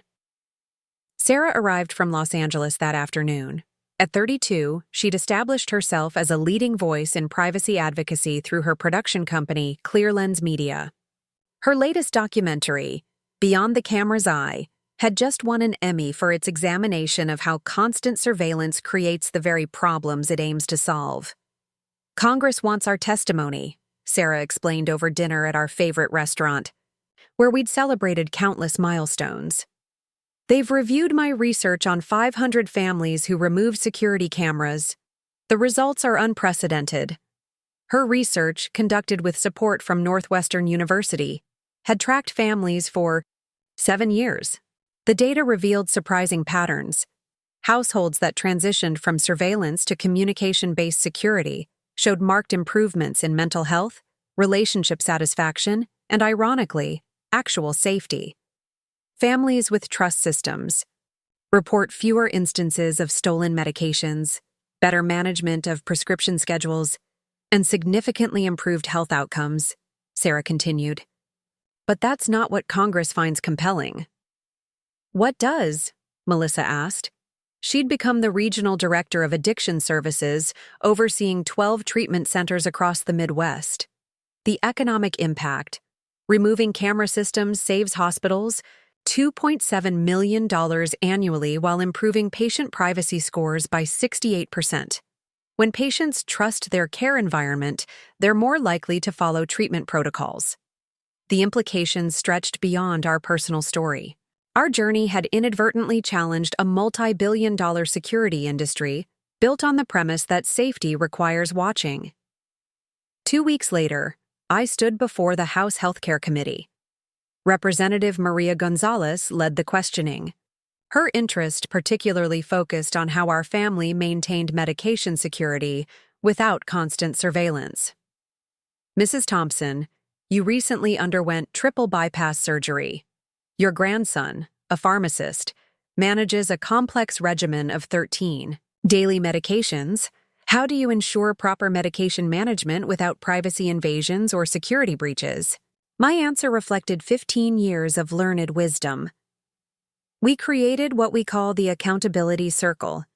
Every medication decision involves consultation with at least 2 family members, not for permission, but for witness and support.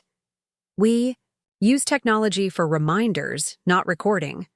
We trust human relationships over electronic monitoring. Jason expanded on our system with professional insight. We developed the transparent tracking protocol at my pharmacy. Patients who opt in share their medication schedule with chosen family members. No cameras, no tracking devices, just voluntary accountability through close relationships. The questioning intensified when Representative Thomas Bradley, known for his pro-surveillance stance, challenged our methodology. What prevents abuse under your system? How do you stop addicts from manipulating these trust relationships? Jason's response drew on his personal history. Sir, as a recovering drug offender, I can tell you that surveillance didn't stop my crimes. It taught me how to evade detection. Trust relationships, however, made me accountable to people I cared about. That's the difference between catching crime and preventing it. Sarah followed with documentary evidence. Our 5-year study tracked 100 households with addiction histories. Those using trust-based systems had 61% lower relapse rates than those using surveillance-based monitoring. During the lunch recess, we faced unexpected resistance from an old adversary. SecureView Technologies, the company that sold us our first cameras, had dispatched their CEO, Michael Harrington, to counter our testimony. The Thompson family represents an outlier, not a standard, Harrington argued. Their unique circumstances and exceptional family dynamics cannot be replicated across America's diverse population. I requested the opportunity to respond directly. At 81, I'd earned the privilege of directness. Mr. Harrington, your company sold me 12 cameras to watch my family. Those cameras documented my grandson stealing from me, my daughter, self-harming, and our collective descent into paranoia. Your equipment profited from our fear while capturing our pain. What those cameras didn't show was how trust healed us. They couldn't record the moment Jason chose recovery over relapse. They didn't capture Sarah learning to share vulnerabilities instead of hiding them. They missed Melissa deciding, moment by moment, to nurture connection instead of consuming drugs. If our circumstances are exceptional, perhaps it's because we had the courage to admit when watching wasn't working and to try something profoundly simple, talking to each other. The gallery erupted with applause. Harrington's face reddened, but maintained professional composure. Security cameras save lives, Mrs. Thompson. Will you deny that protection to vulnerable populations? This prompted Jason to reveal our latest initiative. Actually, SecureView, we've partnered with several security companies to develop consent cameras, devices that activate only when users choose to record. They're being piloted in 10 nursing homes where residents control when and how they're monitored, Sarah added. Unlike your company's model, which assumes guilt and watches constantly, our approach assumes dignity and records deliberately. The results? Higher staff retention, improved resident satisfaction, and yes, better security outcomes. The congressional hearing concluded with Representative Gonzalez announcing a 4-month study period. I'm moving to allocate research funding for implementing trust-based medication management in 50 VA hospitals nationwide. The Thompson family's testimony and documented outcomes warrant serious consideration. That evening, we celebrated at the Potomac riverfront, watching sunset. Paint the Washington monuments gold. Melissa had arranged for Andrew, Derek's son, now 25, to join us via video call from his doctoral program in criminal psychology. Uncle Derek asked me to tell you something, Andrew began hesitantly. He's up for parole next year. Not because of early release, but because he's completed every program, written 3 published papers on surveillance psychology, and wants to dedicate his remaining years to preventing youth exploitation. I felt my family tense around me. Derek had been a shadow over our healing for 20 years. What does he expect from us? Melissa asked guardedly. Nothing. He just wanted you to know he's using his story, with your permission, to train investigators on recognizing manipulation tactics in youth drug trafficking. He calls it the Thompson paradigm, how family dysfunction creates vulnerability that predators exploit. This news prompted a family meeting that stretched late into the Washington night. We'd spent years teaching others about trust and transformation. Could we extend that grace to our family's original antagonist? I vote we let him tell his story, Jason said finally, with conditions. Any speaking or writing must emphasize how families can protect themselves through communication, not surveillance. The decision was unanimous. Even Sarah, who'd been most impacted by Derek's manipulations, supported this path. Our story isn't complete without addressing how we handle those who've hurt us, she reasoned. 4 months later, the VA pilot program results exceeded all projections.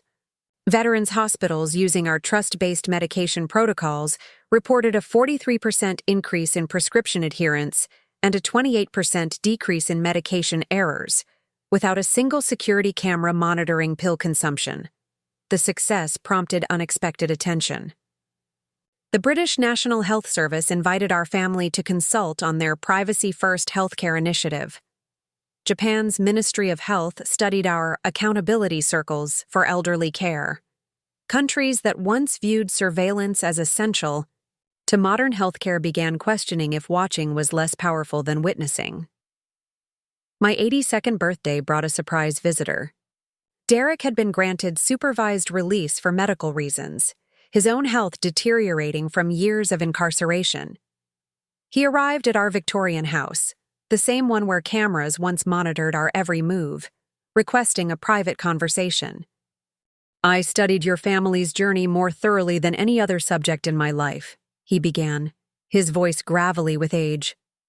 Your transformation saved me from eternal bitterness. Every paper I wrote, every theory I developed, started with admitting how I exploited the holes in families that only cameras could reveal, not repair. Our conversation lasted 3 hours. I learned that Derek had been tracking our public advocacy, work through permitted research materials. He'd developed what he called the Trust Cascade Model, a framework showing how one family's shift from surveillance to transparency could influence community-wide change. I want to establish a foundation, he revealed. The Thompson Transformation Initiative, using your experiences to prevent child exploitation through family strengthening rather than surveillance tightening. The proposal caught me unprepared. After 2 decades, our accidental antagonist sought to become our champion. Yet the irony felt poetic. The man who once manipulated from shadows now wanted to illuminate paths toward family healing. We agreed to conditions. The foundation would focus on prevention through education, never surveillance. All funding would support family counseling, not security installations. Every program would emphasize building trust over building watch lists. 6 months later, I received recognition I never expected. The National Institute of Family Relations. Lifetime Achievement Award for pioneering the movement from surveillance culture to transparency culture in American families. At the award ceremony in Chicago, my family surrounded me on stage. Jason held a jar containing 12 deactivated micro SD cards, the archived footage from our original security system, preserved not for viewing, but for reminding us of the journey's origin. These cards contain thousands of hours of surveillance footage, he announced to the audience. They documented crimes, captured crises, and recorded our family's lowest points. But they never once showed us how to heal. Sarah added her perspective as a filmmaker. The most important moments of our transformation were never recorded. They happened in conversations cameras couldn't capture, in changes of heart lenses couldn't frame, in acts of forgiveness surveillance couldn't script. Melissa concluded our family's reflection. We started watching each other out of fear. We learned to see each other through love. That's not just our story. It's the story of how America might evolve beyond a surveillance society into a transparency one. The standing ovation that followed shook the Chicago ballroom. Later, at the reception, dozens of families approached to share how our story had inspired them to remove security cameras and install conversation protocols instead. We started our camera-free challenge after watching your daughter's documentary, one father explained. 3 months without surveillance. Our teenagers' grades improved, our marriage strengthened, and we actually started talking about problems before they became crises. That night, in my hotel room overlooking Lake Michigan, I reviewed the past 2 decades. The journey from that first stolen pill to this national platform felt improbable. Yet the math was simple. Trust compounds more reliably than suspicion. Communication prevents more effectively than monitoring, and healing reaches further than watching ever could. The next morning, I made a decision that would further challenge conventional wisdom.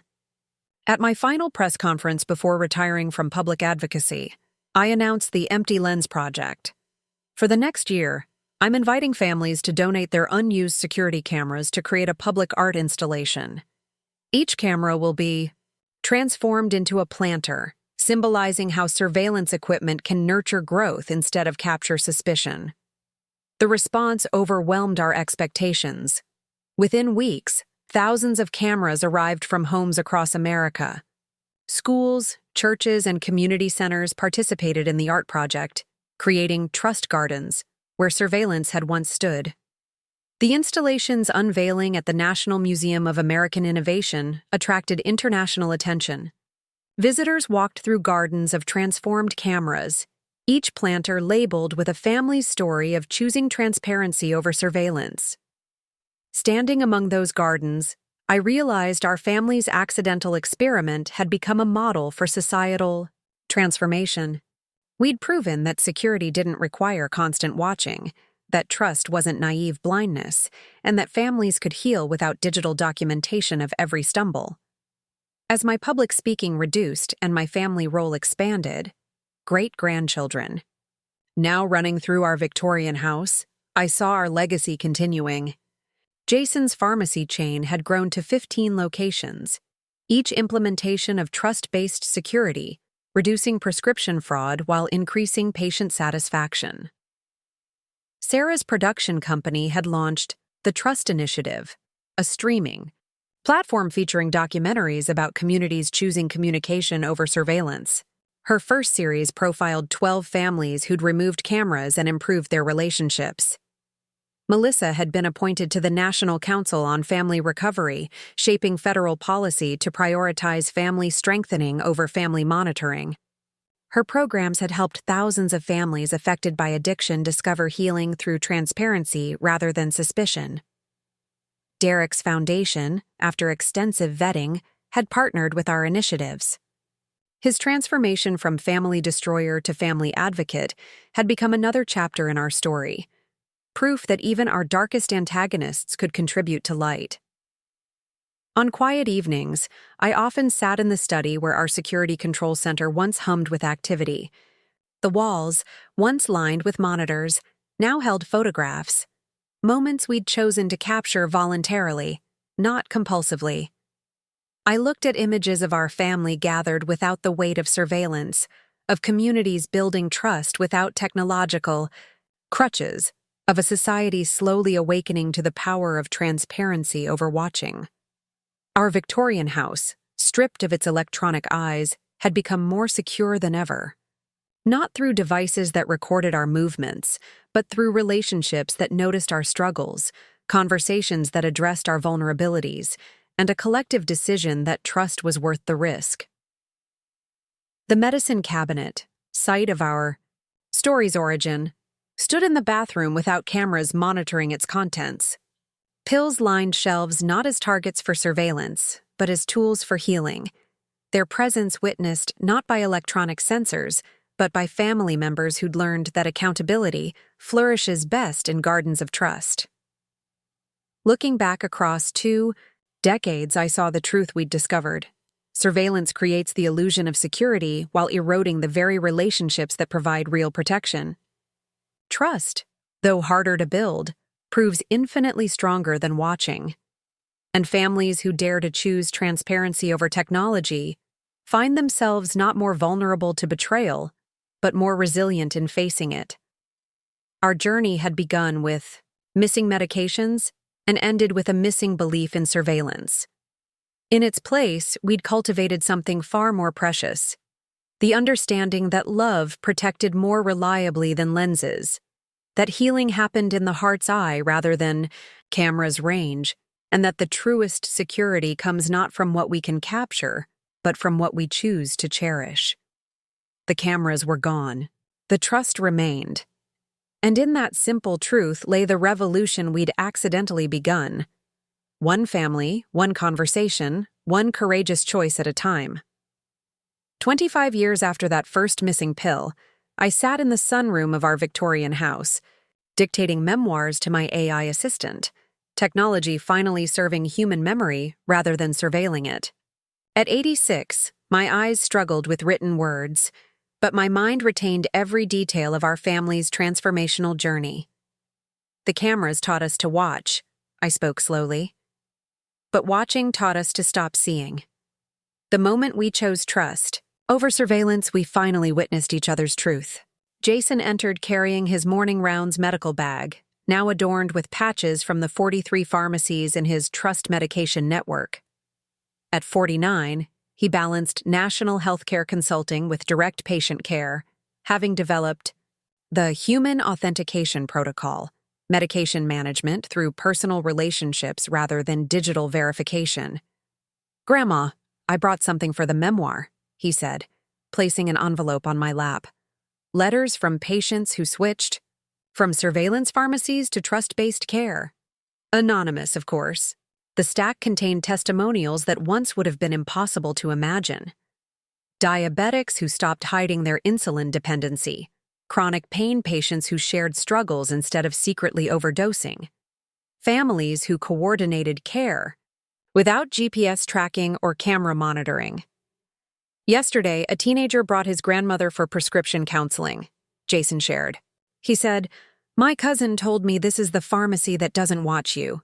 That's our new reputation, not the place that catches drug seekers, but the place that helps them heal." Our conversation was interrupted by Sarah's holographic call from Denmark. Now 37 and director of the European Institute for Family Transparency, she'd been leading an international campaign against mandatory home surveillance systems. "The Danish parliament passed our bill," she announced excitedly. "Starting 2050, security cameras in primary residences require documented consent from all occupants, including children. We're calling it the Thompson Consent Standard." After the call, I reflected on how our accidental activism had rippled across continents. The Empty Lens Project had spawned 2,000 trust gardens worldwide.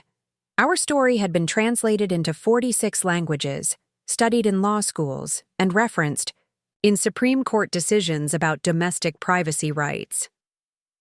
Later that morning, Melissa arrived with news that would have been unthinkable 3 decades earlier. At 62, she'd been nominated for the Nobel Peace Prize for her innovative approach to addiction recovery through family systems rather than institutional surveillance. "They specifically cited our story," she explained, reading from the nomination letter. "How one family's journey from surveillance to transparency revolutionized addiction treatment methodology." I touched her hand. These same hands that once trembled from withdrawal now steadied thousands of recovering addicts. "Remember when you thought our cameras were your safety net?" "They were my cage," she corrected. "Trust became my wings." That afternoon brought an unexpected email from the Riverside Academy archives. They'd discovered the original footage from Jason's school presentation 23 years earlier, the one where he'd first shared our family's transformation. The archivist requested permission to transfer it to the National Digital Archive. I consulted the family through our weekly video call.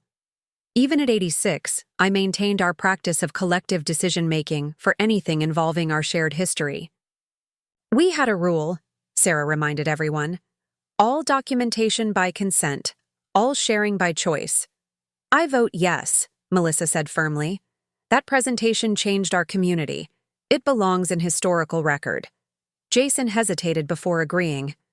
"But with conditions. It should include Derek's rehabilitation research showing how his own manipulation techniques exploited family vulnerabilities. Complete context, complete truth." As I packaged the archival materials, I found myself sorting through physical remnants of our journey.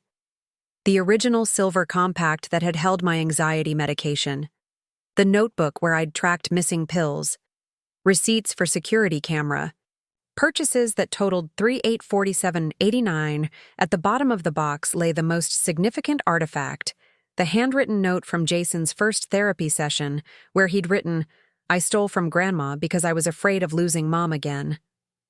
Security. Cameras saw my crime but not my fear. That evening, our extended family gathered for what had become our annual transparency dinner, a celebration of vulnerability where everyone shared one fear and one hope for the coming year. The table now included in-laws, grandchildren, and even some members of Derek's family who'd become unlikely allies in our mission.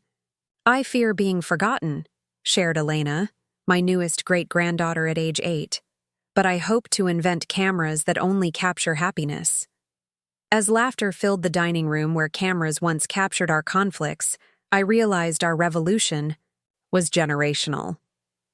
These children would grow up understanding that surveillance creates the conditions for its own necessity, a paradox our family had painfully unraveled. After dinner, I received a visitor I hadn't seen in decades. Christina, Derek's sister, arrived with extraordinary news. "Derek passed away last month," she began softly. "He left something for your family." The package contained Derek's complete research archive, 25 years of psychological studies exploring how surveillance damages family trust. His final paper, published posthumously, was titled, "From Watcher to Witness: The Thompson Family as Architects of Post-Surveillance Society." Christina continued, "He wanted me to tell you something. During his final days, he watched your empty Lens project installation online repeatedly. He said seeing surveillance equipment transformed into gardens of trust was the most beautiful metaphor he'd ever witnessed. That night, I made a decision about our family's final documentary. Instead of creating another traditional film, we would establish the Living Legacy Project, an interactive archive where families worldwide could share their journeys from surveillance to trust. The project launched 6 months later at a ceremony in Harvard's Psychological Sciences Department.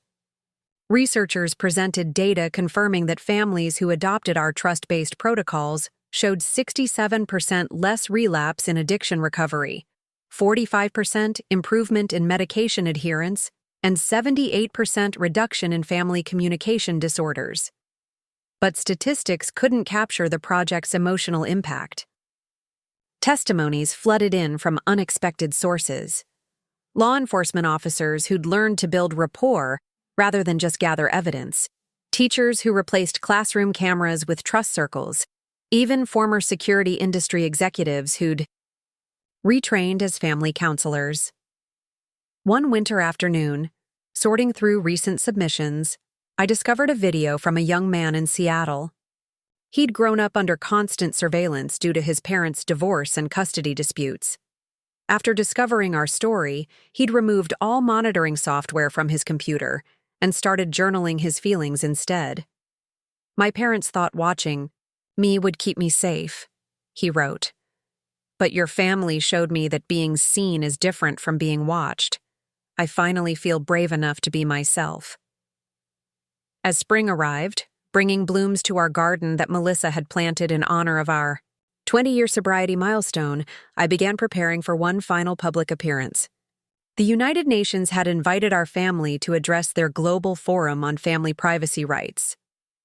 In drafting my speech, I struggled with how to summarize 2 decades of transformation.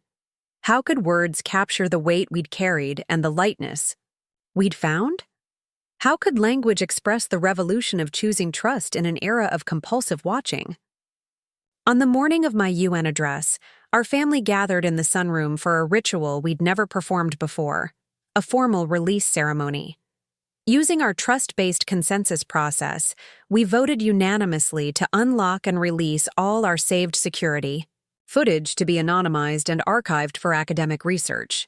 This footage documented our journey from surveillance to transparency, I announced to the Assembly of Privacy Advocates.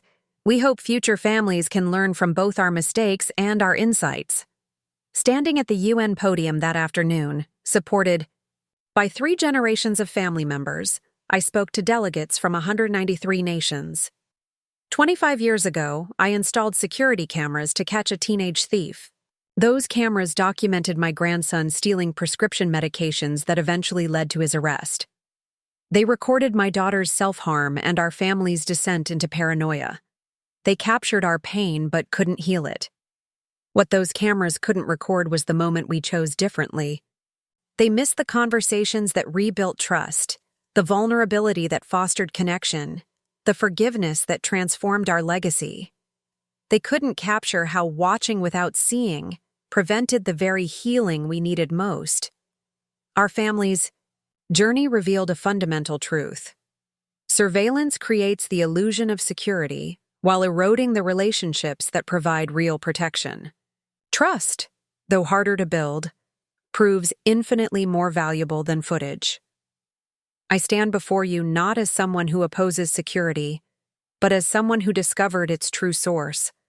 Security lives in hearts willing to be transparent, in families choosing communication over cameras, in societies valuing witness over watching. The standing ovation lasted 14 minutes, but the real measurement of impact came in the months that followed. 17 nations developed legislation limiting residential surveillance, inspired by what they termed the Thompson Framework. 6 months after the UN address, I faced my final challenge. A neurological condition was accelerating my dementia symptoms, making daily tasks increasingly difficult. Our family convened to discuss care options, understanding that this decision would test everything we'd learned about trust versus monitoring. "I want to stay home," I insisted during our family meeting. With aides, not cameras. With companions, not monitors. Jason proposed the Living Spirit Protocol, a care system emphasizing human presence over electronic watching. 3 shifts of carefully selected caregivers, chosen not for surveillance skills but for communication abilities, would support my remaining time at home. Sarah designed a beautiful adaptation. Each caregiver would keep a daily journal, not about my decline, but about moments of clarity, connection, and joy. These journals would become my final legacy documents, recording life at its end through the eyes of love rather than lens of necessity. On my final birthday, the celebration of turning 87, our Victorian house hosted nearly 200 visitors. Former security camera manufacturers had converted their products into artistic lighting fixtures. The Trust Gardens movement had planted installations in all 50 states. Jason's pharmacy network had helped thousands transition from secret addiction to supported recovery. As evening approached, I sat surrounded by family, with no devices recording the moment, but every heart capturing its significance. Jason raised his glass. To Grandma, who taught us that the bravest thing we can do is be seen without being watched. In the months that followed, my cognitive abilities gradually faded, but our trust-based care system revealed unexpected gifts. Without cameras creating anxiety about being monitored in my confusion, I experienced moments of startling lucidity and connection. Caregivers reported that patients without surveillance showed more dignity in decline, more willingness to accept help, and more peace in their final chapters. On my final coherent afternoon, I asked Jason to bring one thing: the original micro SD card from our first security camera. We sat in my study, the room where our journey began, and placed it on the desk between us. "This card contains the truth about us stealing from you," Jason said softly. "About Mom struggling. About our family breaking. Should we finally watch it?" I smiled, reaching for his hand across the table where cameras once monitored our every interaction. "No," I whispered. "Let's remember instead." The security footage was eventually donated to the Smithsonian's collection on The Evolution of American Family Privacy, where it remains unviewed but preserved as a historical artifact. Adjacent to it stands a beautiful exhibit, 200 security cameras transformed into planters, each one growing a different species representing the diversity of families who chose trust over surveillance. The plaque reads, "These cameras once watched families in fear. Now they nurture life in trust." The Thompson family's journey reminds us, what we choose to see determines who we become. Real security isn't found in footage or monitoring. It flourishes in hearts willing to trust, families choosing transparency, and love that protects without watching. Below, in smaller text, in memory of Catherine Thompson, 1939-2050, who taught us that the finest security system is built not from cameras, but from courage to be vulnerable, wisdom to trust carefully, and grace to forgive deeply. The exhibit has become one of the museum's most visited installations, not for its technology, but for its testimony. Visitors often leave with two simple truths. Surveillance captures moments, but trust builds memories. And sometimes, the bravest thing we can do is close our eyes to watching and open our hearts to witness. In homes across America and around the world, families inspired by our story continue the quiet revolution, choosing conversations over cameras, building trust rather than tracking movement, and discovering that real security comes not from what we can record, but from what we dare to share. Our Victorian house still stands on Maple Street, its rooms filled now with laughter rather than monitors, its walls holding photographs instead of screens. The medicine cabinet remains accessible to all who need it. No cameras guard its contents, for it's protected by something far more powerful. A family that learned to heal by choosing trust over surveillance, transparency over watching, and love over fear. And in the end, that was the real security we were seeking all along. Looking for more? We've got two amazing stories ready for you right on screen. If this one touched you, these are absolutely worth your time. Click to watch them now. And hey, subscribe and hit that bell to never miss our latest uploads.